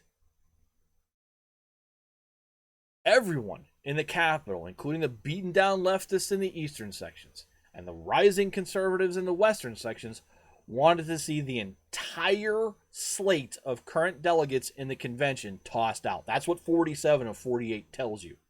And they were really, really not happy when they learned they would not get the chance to do it. And in particular, it was the conservatives, obviously, who were most inflamed by the law of 2/3 coming to fruition. Because since Thermidor, their presses had flourished with the encouragement of the convention. Their Muscadin youth had been encouraged to wander the street freely and beat people over the head. The White Terror was proceeding out in the departments virtually unchecked. For the right wing, including all of the closeted monarchists who had been sitting on their hands for years, the next step for them appeared to be to sweep these elections, get into the next legislative body and grab power impatiently. They didn't see past the let's do it now. They thought this was their moment and say, let's keep our momentum going, and in another year we could actually hold the majority. They didn't want to wait that long. The law of 2/3 is going to prevent that from happening right away. And so the right was understandably angry, but also lacked a little bit of foresight. But recognizing that these conservatives posed a major threat to the stable implementation of the Constitution of Year 3, the, remember, very cynical Thermidorians started to release a lot of those leftist leaders they had just arrested during the Germinal and Prairial insurrections. And then they started to encourage these released prisoners to go back to their people and prepare to make a fight in case the Royalists decided to make some kind of play for power outside of legal means. As has been said, and we talked about this from the beginning of the Thermidorian reaction, the Thermidorians were first and foremost interested in staying in power. And they were going to make a real sport of encouraging, repressing, and then encouraging again the various partisan wings whenever one side or the other started to get too strong. The other thing they did was to start to transfer army units into Paris, which put everyone on alert that the convention was getting ready to, one way or the other, impose the Constitution of Year 3 by force if needed, following the successful vote. The convention announced their vote totals on September 23rd, 1795, which was actually the first day of Year 4. The Constitution, they said, had been ratified overwhelmingly. True. And so has the law of 2/3. Maybe not overwhelmingly. And in their first bit of shenaniganery as we roll into the Directory era, to make sure the law of 2/3 was more decisive than it really was, the convention provocatively decided to throw out a number of results from the Paris assemblies, because those assemblies had not reported back raw numbers. They had reported back unanimous rejection. Well, how many is unanimous? So it was thrown out. A lot of results got thrown out because reported unanimous without a number total to go with it. This ratification announcement set off a chain reaction in Paris. And, as I have hopefully successfully foreshadowed this evening, the looming populist uprising that's going to come tonight will not come out of the poor eastern sections, but rather the better off conservative western sections. Those individuals who had just been defending the convention Remember to clonk that follow button. Those individuals who had just defended the convention during Germinal and Prairial are now going to rise up against the convention. The angry meetings, organizing, and collecting of arms in the western sections to fight the law of 2/3 finally got going in earnest when word came on October 4th that a spontaneous royalist uprising about 40 miles west of Paris had been suppressed by force of arms. The news of this suppression by force of this royalist uprising led 7 of the western sections in Paris to declare themselves in open insurrection to the government. This means it's now time for the man, Napoleon Bonaparte, to make his second great appearance on the stage of world history, and the one that will keep him in our narrative permanently until the Bourbon Restoration. We're going to take our second break. We're going to see how Napoleon got involved at all with putting down the royalist insurrection of 13 Vendémiaire, and then why it was so important for him. Thanks for hanging out. Hopefully you're enjoying tonight's episode. Napoleon comes back to the stage for good in Fixer's Heavy Metal History as soon as we get back from our break. Make sure you stand up, stretch your legs, go to the bathroom, get a drink, all the stuff you should do when we pause, and I will talk to you all in just a few minutes.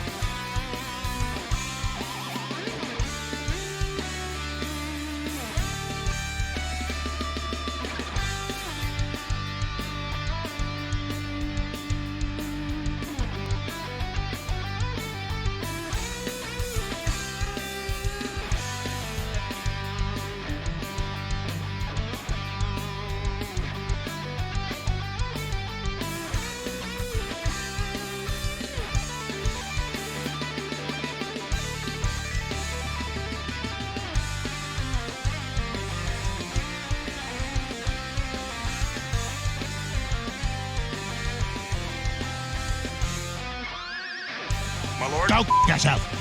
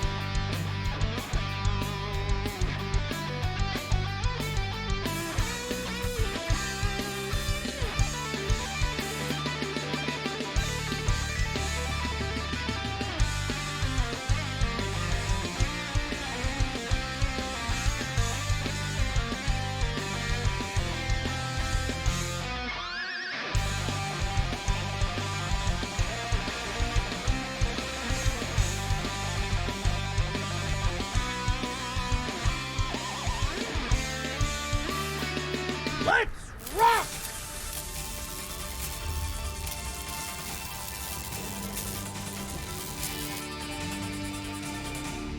Welcome back. One of the reasons for extended breaks tonight is because I have to change out maps and graphics.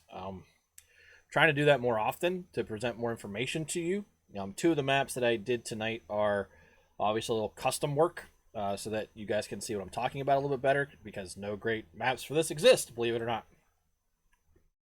So, as Mads is saying in chat, she gifted 30 packs to the community of Streamloots cards.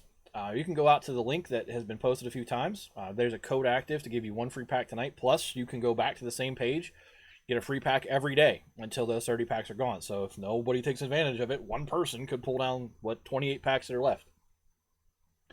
They can be used to do all manner of things within the stream, on top of, giving you a lead or an edge up that Rocket will berate you for as we go into the quiz. But we're going to pivot to what happens now that the Royalists have been to Gilly. I'm joking. But we're going to pivot to what happens now. Constitution Year 3 is ratified. The Law of 2/3 has been approved. It has been approved, right? It did pass. There were no shenanigans involving the passage of the law itself. It's the numbers that came out afterwards. Probably not the smartest decision by the convention to kind of fidget with the numbers a little bit. But it also was kind of impossible for them to get a true vote total because they weren't given vote totals. They were given unanimous declarations of oppositions from some sections. So there will be an uprising. It's going to come out of the western sections of Paris. Shame! Shame! Shame! Shame! Shame on you. Shame on you for trying to steal from your friends.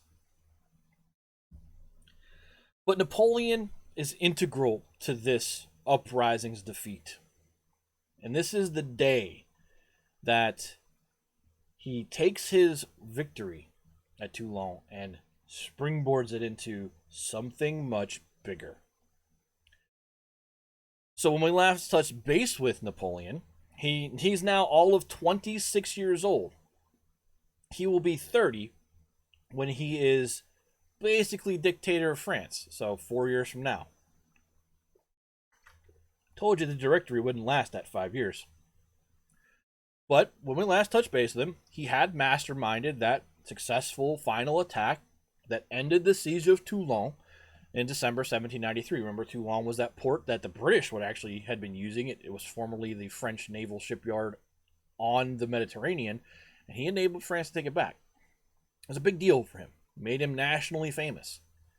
And in recognition of his talent and that accomplishment, he had been named General of Artillery for the Army of Italy, which had been operating along the Alpine frontier. Now, General of Artillery is a big deal. A General of Artillery at that time was far more prestigious than General of Infantry. Generals of Artillery were mathematicians, and Napoleon was certainly that. But we've not covered this frontier in the Alpine War that's been going on because it's mostly been a back and forth stalemate where all the parties involved were really concentrating on what had been going down in Belgium and the Netherlands and along the Rhine.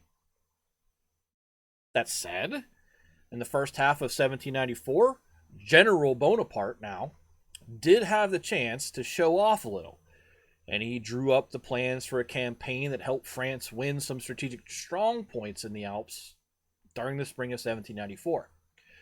But the events of 9 Thermidor, the Thermidorian reaction, and the overthrow of the Committee of Public Safety temporarily tossed Napoleon's position into doubt because he was obviously connected to the Jacobins, remember? He had been elevated to the point where he could be successful in Toulon at the behest of Augustin Robespierre, the brother of Maximilian. And both of them had now fallen out of Augustine had fallen out of a window, shattered his legs, and subsequently had his head removed along with his brother, whose jaw had been flung off his face.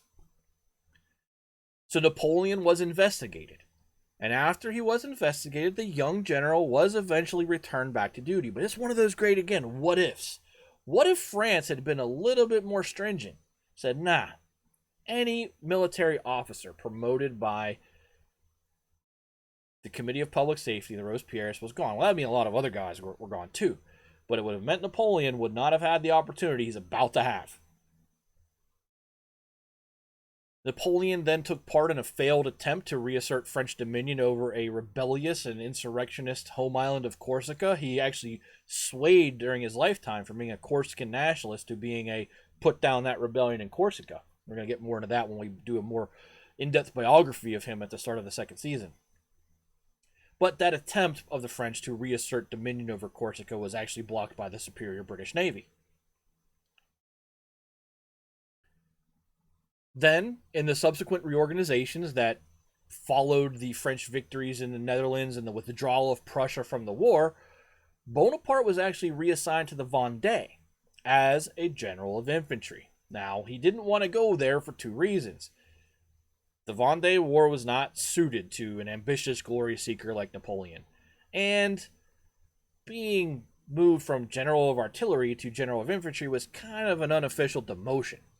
And so he pleaded ill health for the second time in his career and never arrived in the Vendée. He wound up being reassigned to the Bureau of Topography in Paris, but his continued unwillingness to take up his post in the West and the obviousness of not being so sick led to his name actually being stricken from the list of active duty generals in September 1795. This really threatened to derail his military career, as one of the many times that it could have gone really bad for Napoleon because of choices he was making, but he just came out kind of lucky on the other side of it. Or maybe he had the foresight to see the lay of the land a little bit better than maybe we can. It really, really looked like a chance to thwart this road to destiny he was on, though. Had a chance to do it. But with an obvious insurrection brewing in the western sections of Paris, the convention turned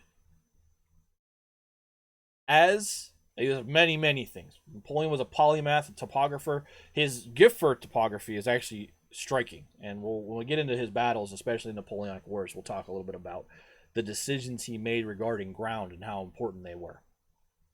But just like they had done on Nine Thermidor, the convention turned to Paul Barras to lead the counter-insurrectionary forces, which amounted to about 6,000 regular army soldiers, because remember, they had been bringing troops in.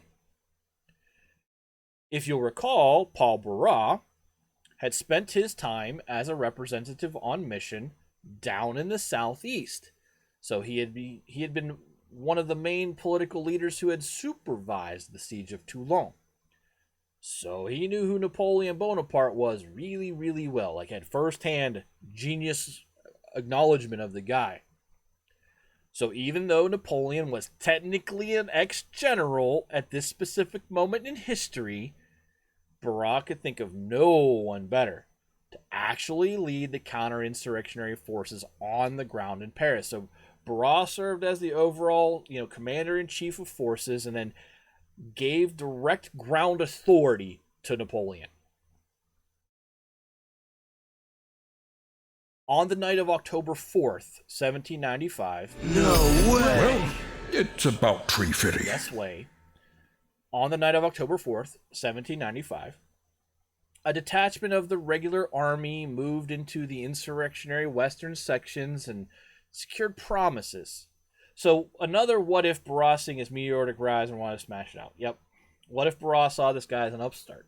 Indeed. And didn't kind of get him back on the general roles and into a position where he was, officially a member of the military again? It's a good question.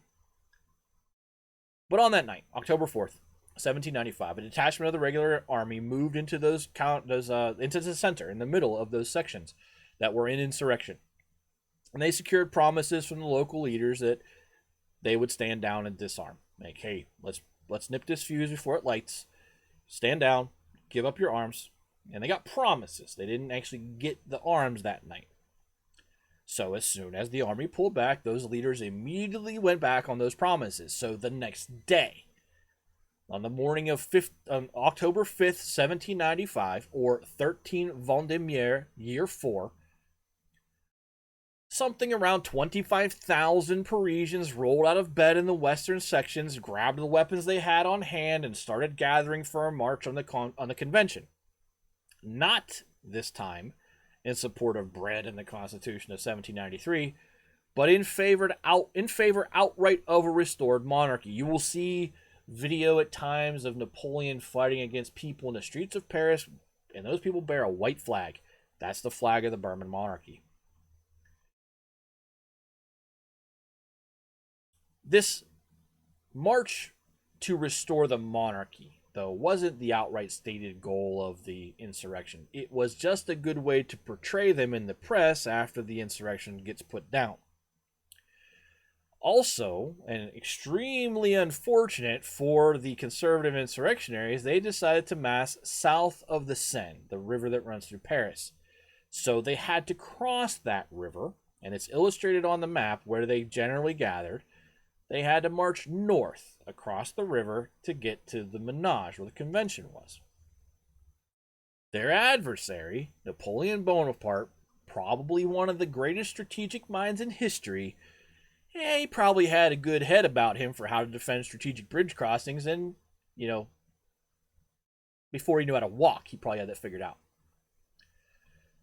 So Napoleon deployed at the blue dots I've indicated strong artillery garrisons at each of the bridges, so that when the mob surged north, they hit a bunch of cannon-lined choke points.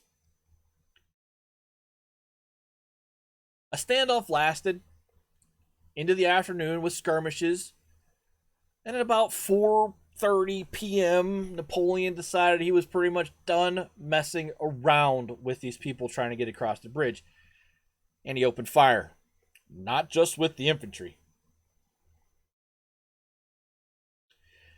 In a famously incomprehensible history of the French Revolution by an author named Thomas Carlyle, he quoted Napoleon as saying that Napoleon drove off the insurgents with, quote, a whiff of grape shot. And that's the legend which has grown up around this incident. Like, Napoleon opened up one salvo of grape shot, which is the particle-like projectiles that rip people apart when you fire them from a cannon, or used to rip sails to naval vessels. But really, that's just myth. Just like the snowball fight in Napoleon's youth is myth. We'll cover that down the road. A pretty good battle raged here for about 6 hours on the streets and over these bridges, and with further skirmishing going on even into the next morning. So a whiff of grape shot did not just turn back the people and end things here.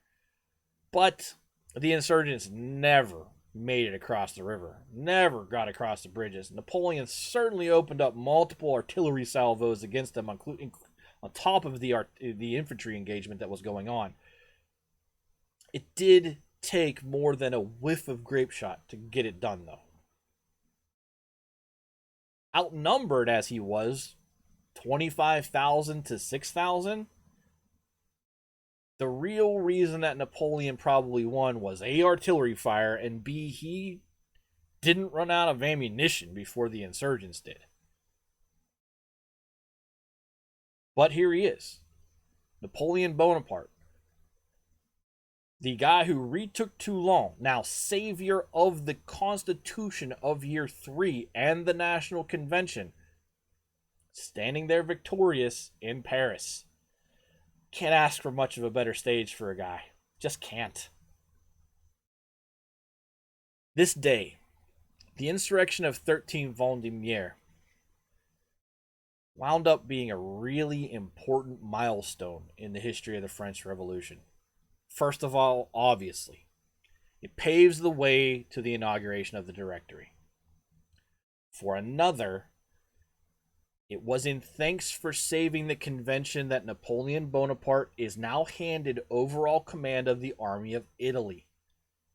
Now, yeah, the Army of Italy, that's nowhere near all the stuff we talked about. This command, the Army of Italy, is where he will really get going on his road to destiny. I mean, we'll take this army to Vienna, road of destiny. After he pretty much conquers Italy. Like, secures the Pope paying France money conquering Italy. Sets up his own family members as little princes and kings in little city-states all over Italy. This is the moment he's handed the instrument to do all of that. But finally, and Dustin has asked this question numerous times over the course of this entire series, this is the last major popular insurrection in Paris. The last time that the citizens of the capital will attempt by mass force to rise up and impose their will on the national government.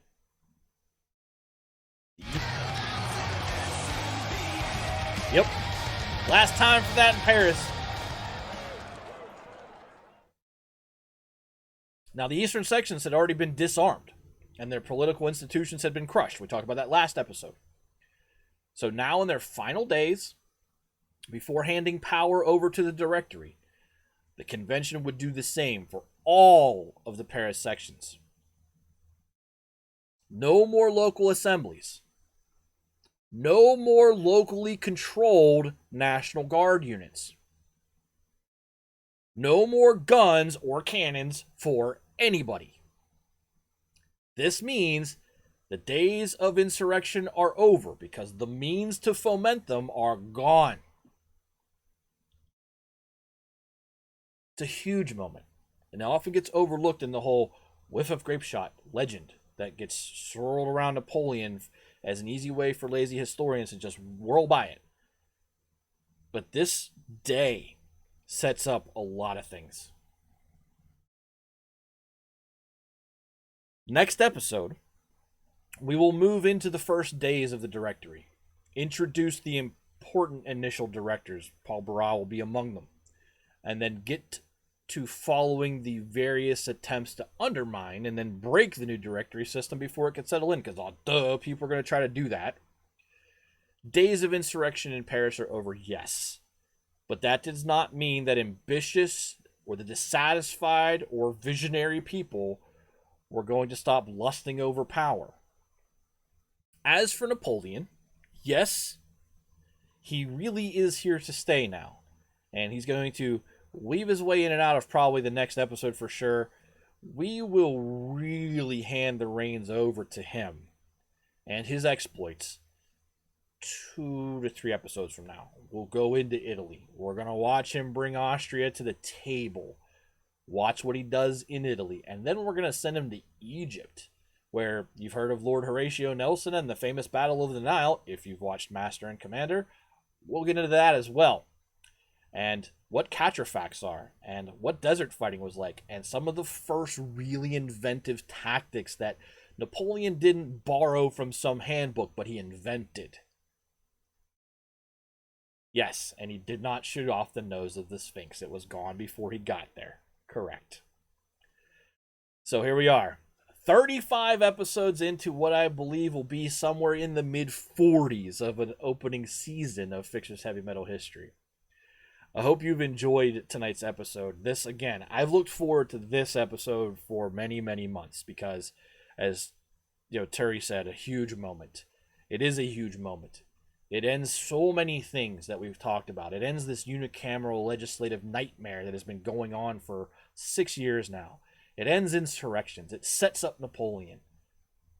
It brings us to the Directory, the last government that will exist in France that is in any way representative of the people before Napoleon effectively takes over as dictator and then rises to emperor. It's a really big, big moment. I mean, we just talked about the prince, or not the prince, but King Louis XVII, king in parentheses, he died and set the stage for the Bourbon Restoration with the Comte de Provence down the road several decades. There's a lot of things in this episode that are really important to what's about to happen. So, again, thanks for hanging out.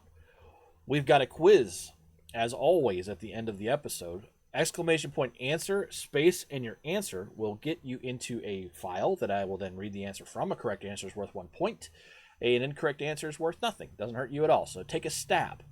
We have a running leaderboard at which the end of the season, which will end at the end of this season, the winner will be allowed to select a piece of swag from the store or have me donate that money to, or at this point in time, the Ukrainian Red Cross. Please participate. There's nothing wrong with getting it wrong. We like to use the quiz as a way to ensure that people have kind of taken the salient points away from here. Do not use the word boy or fix with 2 X's in your answer. And you get a minute after I read the question to attempt to put in your correct answer.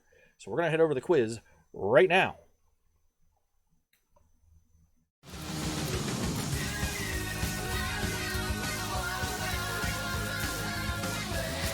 Before you start, Remember to clunk that follow button. Yeah, give me a second.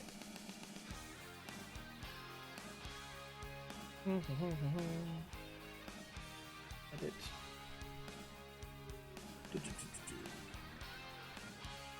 Cards and packs. Let me run a test of one that won't do anything bad to timers.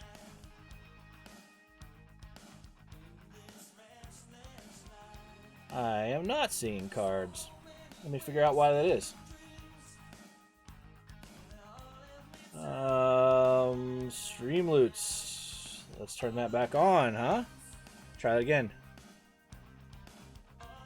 Now we're seeing cards, even though it's not playing sound. Bogus. Okay, cards are up. I can see the cards. It didn't play the sound, though, which is interesting, but I can at least see them. So we'll have to play that by ear, and now we'll have to troubleshoot that off stream. But the overlay was turned off for some reason, and the sound should be associated with the redemption it didn't play. So let me look at that real quick before we jump into that. Let me look at Streamloots for that same card. Events. Let's try this one.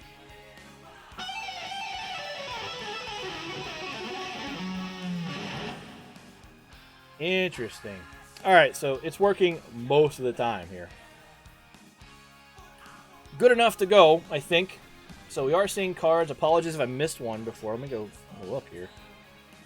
Redemptions. Did someone redeem one and I missed it? Because that's probably very possible.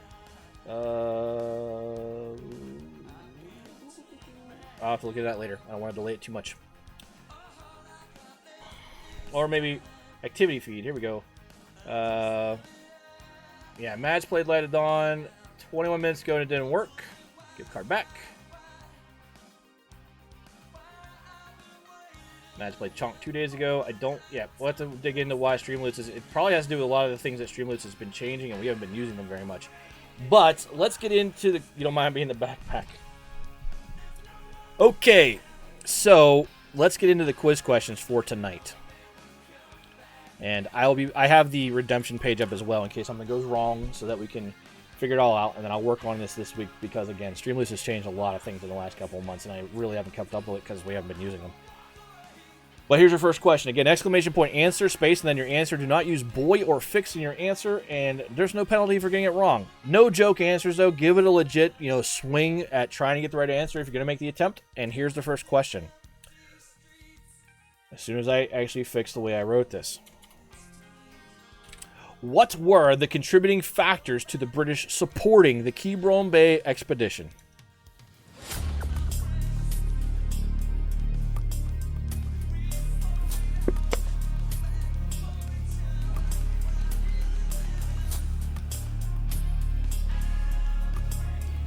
What were the contributing factors to the British supporting the Quibron Bay expedition?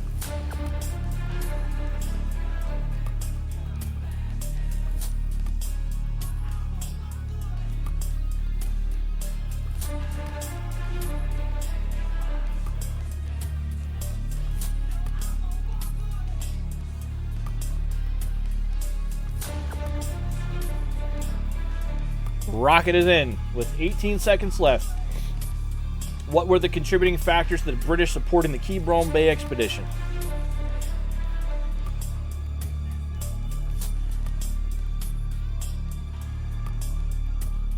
Time is almost up. So far, it's a rocket show. My answer is the right was ascendant in France, and its attention was on the east. And Britain was looking for a way to bring the fight against the French back to land. Rocket's answer. Puset was telling them that an insurrection was ready to go and was supported by their spies. Someone saying, yeah, the right is rising. Yep, that's a good answer. So London's intelligence was backing up some of the exaggerations Puset was making. And they went for it. Rocket gets that one right. Takes it to 17. The next question for the quiz tonight is... Let me copy it out of there and paste it into there. What were the main factors that contributed to the failure of the Quibron Bay expedition? What were the main factors that contributed to the failure of the Quibron Bay expedition?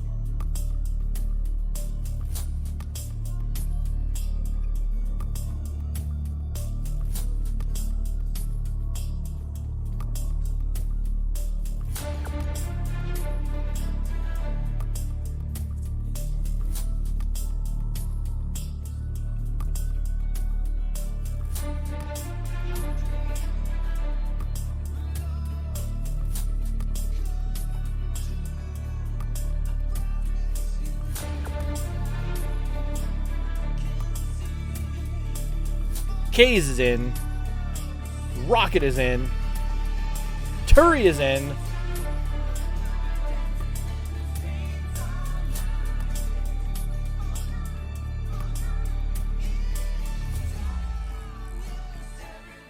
So my answer. The assembled rebel force had no cohesion, no defined chain of command, and no clearly defined objectives once assembled. Case. The Republicans were divided and left troops scattered. No, Hoche was in command of the Republicans, the French national forces, and they were not divided and scattered. Quibron Bay invasion was conducted by French emigre royalists and the Chouanare from Brittany. Rocket. They had no real leadership, yes, and the old sword nobles wouldn't listen to Puset, and no real war objectives, and King Louis XVII had died. That is correct. Next answer. Turi. They amassed on a peninsula, which is difficult to defend. Yes. More importantly, they amassed on a peninsula and never broke out of it for all of the above reasons that Rocket stated. But that's not wrong. The choice to stay on a peninsula was stupid. Turius gets point number 2 this season. Question number 3. As the Committee of 11 drafted the Constitution of Year 3... Let me fix a typo here. As the Committee of 11 drafted the Constitution of Year 3, what factors were weighing on the direction of their draft?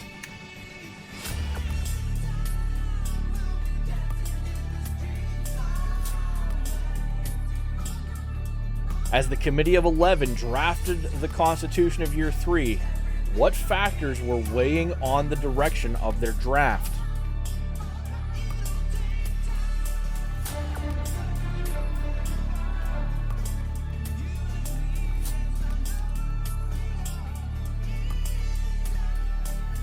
"30 seconds. As the Committee of 11 drafted the Constitution of Year 3, what factors were weighing on the direction of their draft?"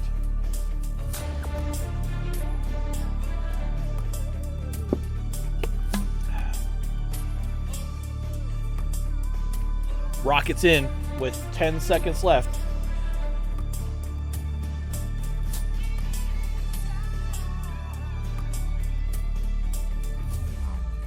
My answer. Transition to the new constitution must be stable and exclude the rising conservative royalist element from grabbing outright control of power. Rocket. They didn't want another committee of public safety and didn't want the full overturn of the legislative body plus a U-turn due to the right rising into power. Good enough. Those are encapsulating those 2 points. No one else answered, so let's go to the next question. What was very unique at the time about the Constitution of Year 3 compared to other documents that it can be contemporarily Let me fix that. Let me read the question for you again. For some reason, spell check didn't like that word. What was very unique at the time about the Constitution of Year 3 compared to other constitutional documents that can be contemporarily compared to? What was very unique at the time about the Constitution of Year 3 compared to the other constitutional documents that can be contemporarily compared to?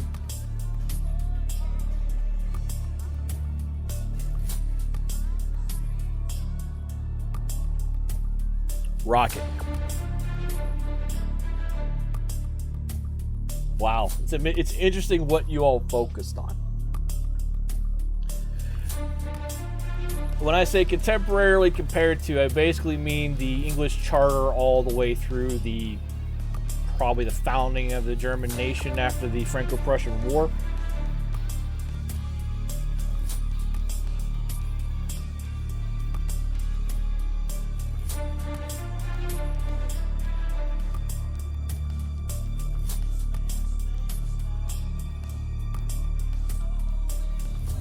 Time is up. Here's what my answer is. Not only did it include a preamble of rights, but also a list of duties of a citizen, which is very unique, still kind of unique today. Terry, no freedom of religion was mentioned.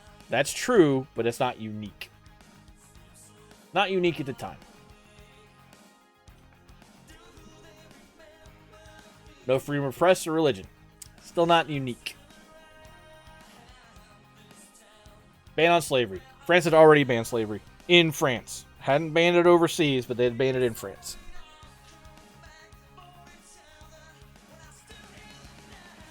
But it did not include that. The next question. Define the purposes, respectively, of the Council of 500 and the Council of Ancients.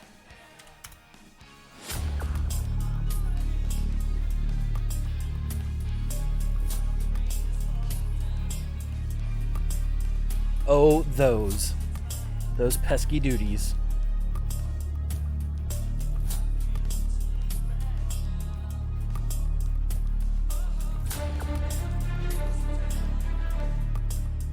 Define the purposes, respectively, of the Council of 500 and the Council of Ancients.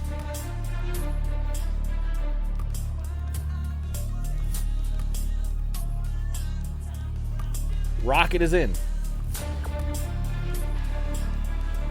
So you got that one right.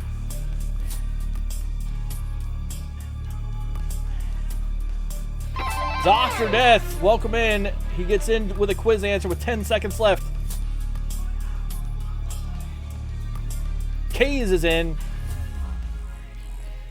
Define the purposes of the Council of 500 and the Council of Ancients. Rocket has it right, so I'm just going to read hers.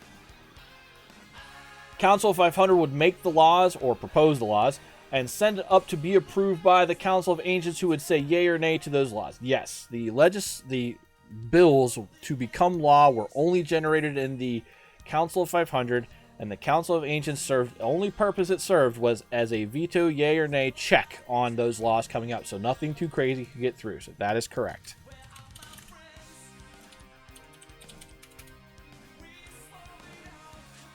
The next answer comes from Doc.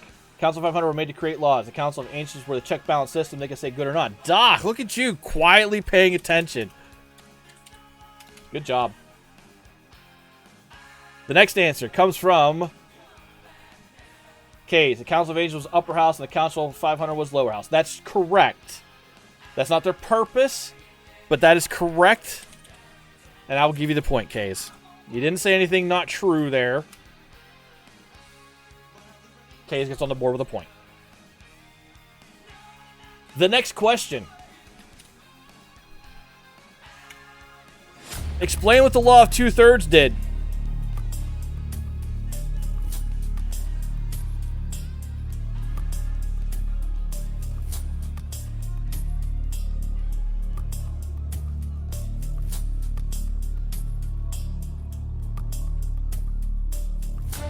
Explain what the law of 2/3 did.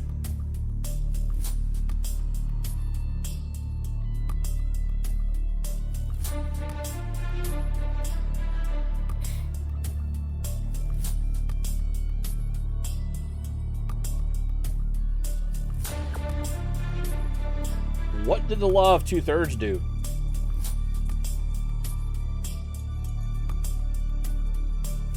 Rocket's in with 12 seconds left.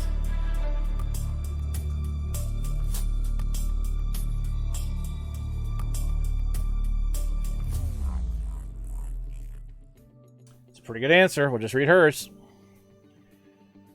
Kept 2/3 of the current convention members in their seats. I'll read that after, Doc. For the first year at least, so that no one could come in and overthrow what was being built. Nah, I'll still count it. The timer's just a kind of a guideline to let you know when I'm going to be calling answers. I'll take them after the fact, as long as I haven't moved on or revealed the answer. So here's what I said. Royalists and it ensured continuity to the directory form of government by keeping 2/3 of the delegates from the National Convention in the legislature of the directory. Basically what Rocket said. The entire intent was to make sure there was not a full turnover of all delegates, which was the problem between the National Assembly and the Legislative Assembly. So Rocket got it.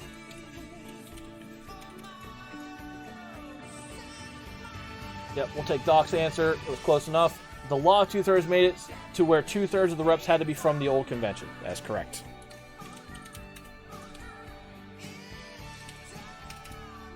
Doc moves in within 1 point of Gilly. The next question, we have 1, 2, 3, 4 left, is explain why the law of 2/3 was controversial, at least for some.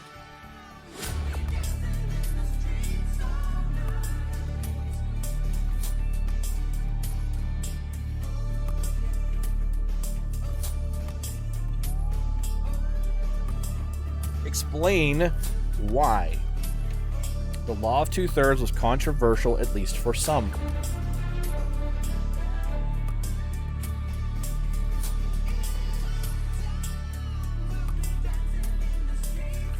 $30 seconds. Explain why the law of 2/3 was controversial, at least for some. 20 seconds. Rocket is in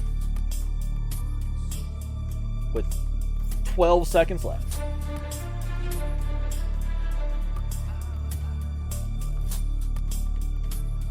Dr. Death is in. So here, and Kays is in. Here's my answer.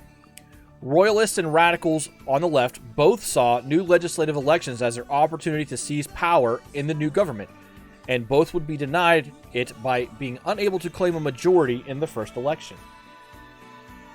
What did, I blink Rockets first, what did Rocket say? It would stop the right side from coming into power and bringing back the monarchy. The left because they wanted back in. Yep, pretty much. Prevented majorities for anybody who is looking to turn things radically. And they all thought this was their moment. It's what they've been fighting for. Rocket got it. The next answer comes from Doc, because it felt like a ploy to maintain power and keep the older ways established.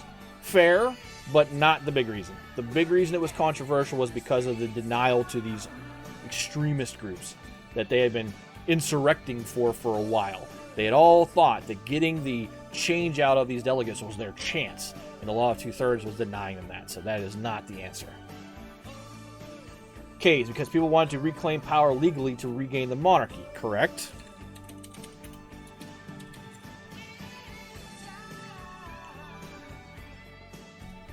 Anybody else answer? Nope, that's the last one. Okay, next question. No way! Yes, way, it's the next question. What was the very significant reward given to Napoleon Bonaparte for his major role in putting down the insurrection of 13 Vendémiaire?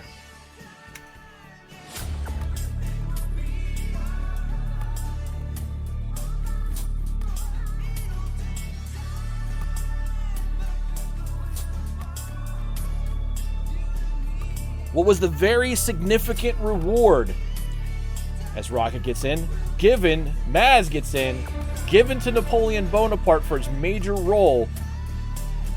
Doc, everyone seems to know this one. Okay, Napoleon got something after he put down the 13 Vendémiaire insurrection. What was it?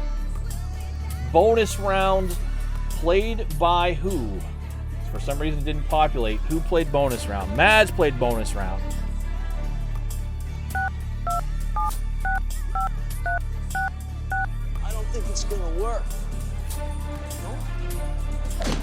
Mads will get 5 points instead of 1. She's so sure. Mads will get 5 points instead of 1 if she gets this one correct. First answer.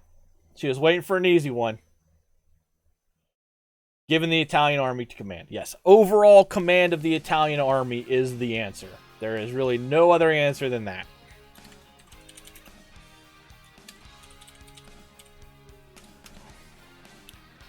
Let's see, who else gave an answer? Given charge of the army of Italy. Correct for Mads. I am going to do this. Got it. And then I have to go in here because I don't have a way to do this by hand and just put 4 points against you. So just a moment.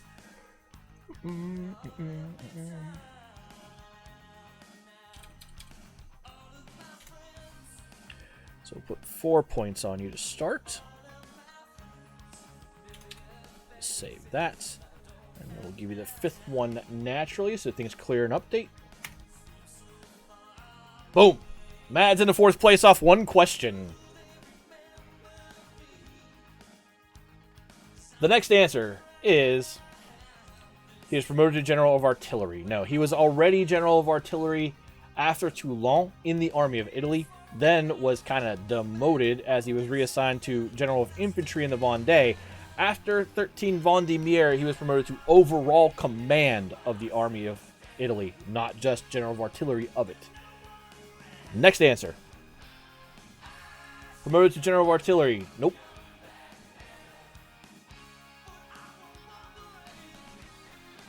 Promoted to Italian General for Mortars. Nope. Overall, Commander-in-Chief, Army of Italy, meaning he was the guy in charge of every member of the Army of Italy. That was his reward. And it's a big deal because he will use that army to bring Austria to heel. Some of the most interesting tactics of warfare and some signature things that Napoleon does we will see in the coming weeks as he rolls through Italy and into Austria. Next question, and the second to last of the night. Why is the decision of Paul Barras to give overall ground command to Napoleon on 13 Vendémiaire interesting from a practical chain of command standpoint?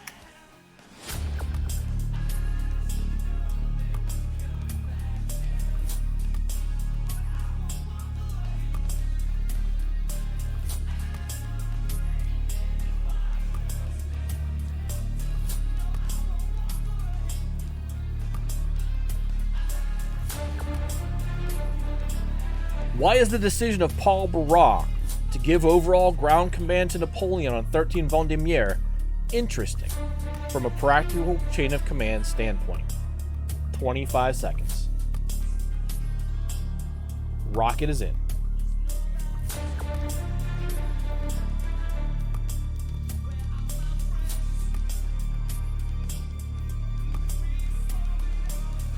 Why is the decision of Paul Barras to give overall ground command to Napoleon on 13 Vendémiaire interesting from a practical chain of command standpoint? Rocket now Turi is in.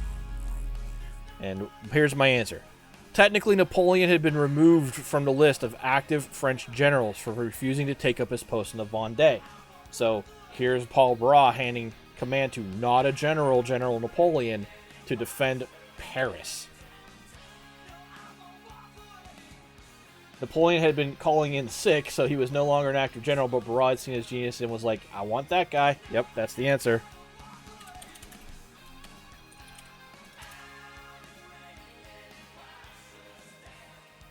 Napoleon had feigned illness from some time after a practical demotion he had received. That is part of it leading into the removal from the list of active generals. We'll give you that one, Turi. You're on the right track.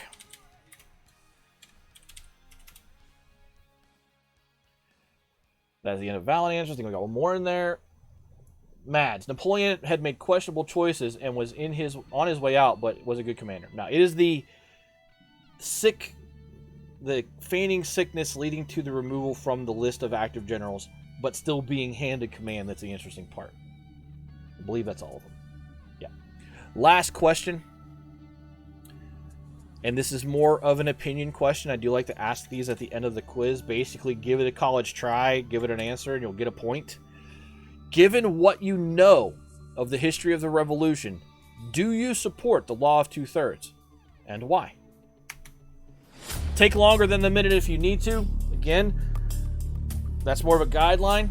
But do you support, given your knowledge of the history of the revolution in France, do you support the law of 2/3? And if so or not, why?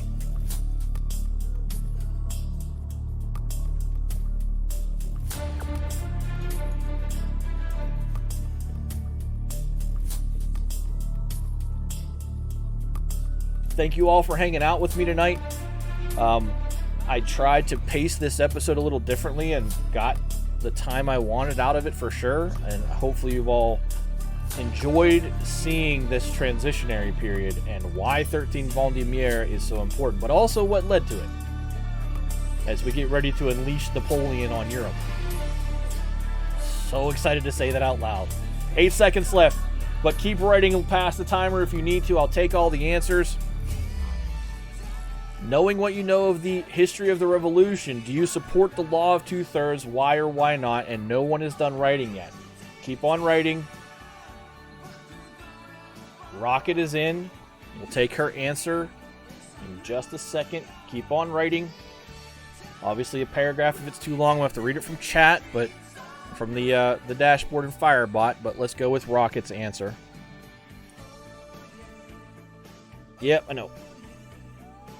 I do support the law of 2/3, as Legislative Assembly being all new members completely caused more trouble than it was worth, and would have been a great what if they have upheld the Constitution of 1791. Sturm, thank you for hanging out. Dr. Death is in. That's a great answer. That's basically the answer for why I support it. I believe the law... Remember to clonk that follow button. I believe the law of 2/3 was necessary. That complete changeover of power holding is bad. It's asking for what you're trying to move into to not work. So I agree with Rocket's answer. The Legislative Assembly and the self-denying decree was one of the worst decisions of the revolution. I think that key decision led us to the Great Terror. I think if that was done differently, maybe there is no Great Terror, right? So to go back to our previous argument, is the Great Terror an integral piece of the French Revolution? Yeah, maybe if there is no self-denying decree, maybe not. Maybe the Constitution of 1791 sticks and they're a constitutional monarchy still. Great what-if question. Rocket got it. The answer is an answer. No, I do not support the law of 2/3 because the people that would have been in power have not been able to effect good change in their time in charge. So why would we keep them in there? Fair enough.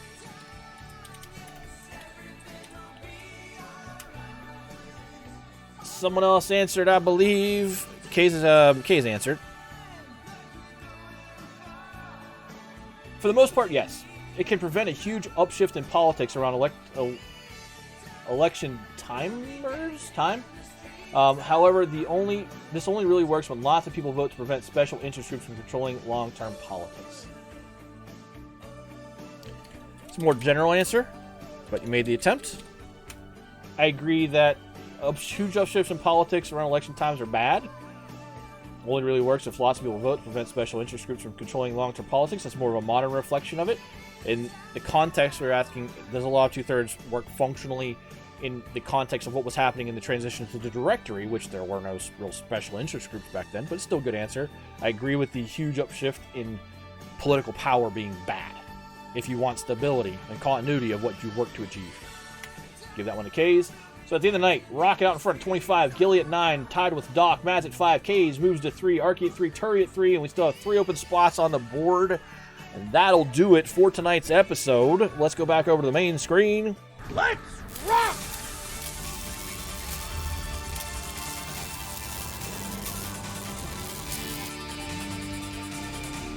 One of the things I'm preparing, apart from the first 8 episodes, which I wrote in pen and paper, is... My lord. Yo. I am preparing my notes from this season so that later on, you will be able to come and look at them and review them and have them in front of you as we move into Napoleon. They will be in a massive, searchable Google Docs folder. You can search by keywords in there to find things that maybe I was talking about so that you can go look at it once the season is done. I am going to make it a read-only archive of those notes so that you can look at them but not download them. Basically, look at them there because I want to protect the work I've done. But I do want you to be able to go back and find those references so that 45 episodes-ish is a lot, right? I want you to be able to not forget what we've spoken about and have a reliable source to go to as we broach into other things. Like when we get to the Bourbon Restoration, you want to go, hey, why is Louis the 18th Louis the 18th? Well, this is the moment where the Comte de Provence declared himself that many, many years, 20 years before he actually would be king. But in any event, we're out of here. The only people that I follow right now that are live are Fabled42. We tend to host them a lot, but they're live right now and no one else is. So we're going to go ahead in there. They are a follower-only chat, but they're funny and they play D&D, and that should appeal to some of you. So we're going to head there. But before we do, we'll go through our normal outro. And again, thank you all for being here. I believe I've established a new good tempo for writing Monday, Tuesday, Wednesday. And I have, barring work nonsense, that I have a good optimistic bent that I'll be able to get these episodes done more regularly with the new role I'm in. It's nice that, even though he wasn't the official king, they do count young Louis the... Ha-ha! We'll see about that, Rocket. We'll see about if they count it, because one of the things the Bourbon Restoration does is say, this is a new monarchy and not a continuation of the old one. So he does get counted, but not in the way I think you like. But anyway, let's do our outro and get out of here. Thank you all for being here, as always. I really appreciate the audience and the interaction tonight. It was great, and also the quiz participation was great. Thank you all. And I will get back to you next week as we move into the directory. It'll be pretty interesting. And then we're heading to Italy, and then to Austria. But make sure you follow my good friend Dustin Monday through Friday, 7:30 to 10:30. Also keep his family in your prayers and thoughts this weekend. He's got some stuff going on. He was playing Elden Ring. I think he's going to stick with Elden Ring for a while. Then there is my good friend Permanoob, Monday through Friday, 10 a.m. to 1 p.m. He's deep into Tiny Tina's Wonderlands. Pretty sure he's staying there for a while. And then Gilly, on vacation right now, but usually Sundays, Tuesdays, Thursdays, and Fridays at 6 p.m. for about 2 hours. Still playing Forbidden West, as well as is Intent Rocket. Tuesdays, Thursdays, guessing at her afternoon schedule, but usually Saturday mornings. Make sure you give her a follow as well. Party on, dude. Party on. Then CF Live, who's written some music for us for both the intro and BRB screens. Make sure you give the dude a follow. He's great to hang out with and just listen to what he plays, especially on Wednesdays and Fridays. And then Mr. Landiggity, who also helps with some of our music, plays video games. He should be on tomorrow, but usually also streams Thursday nights. I'm out of here. Have a great night. Catch you all later.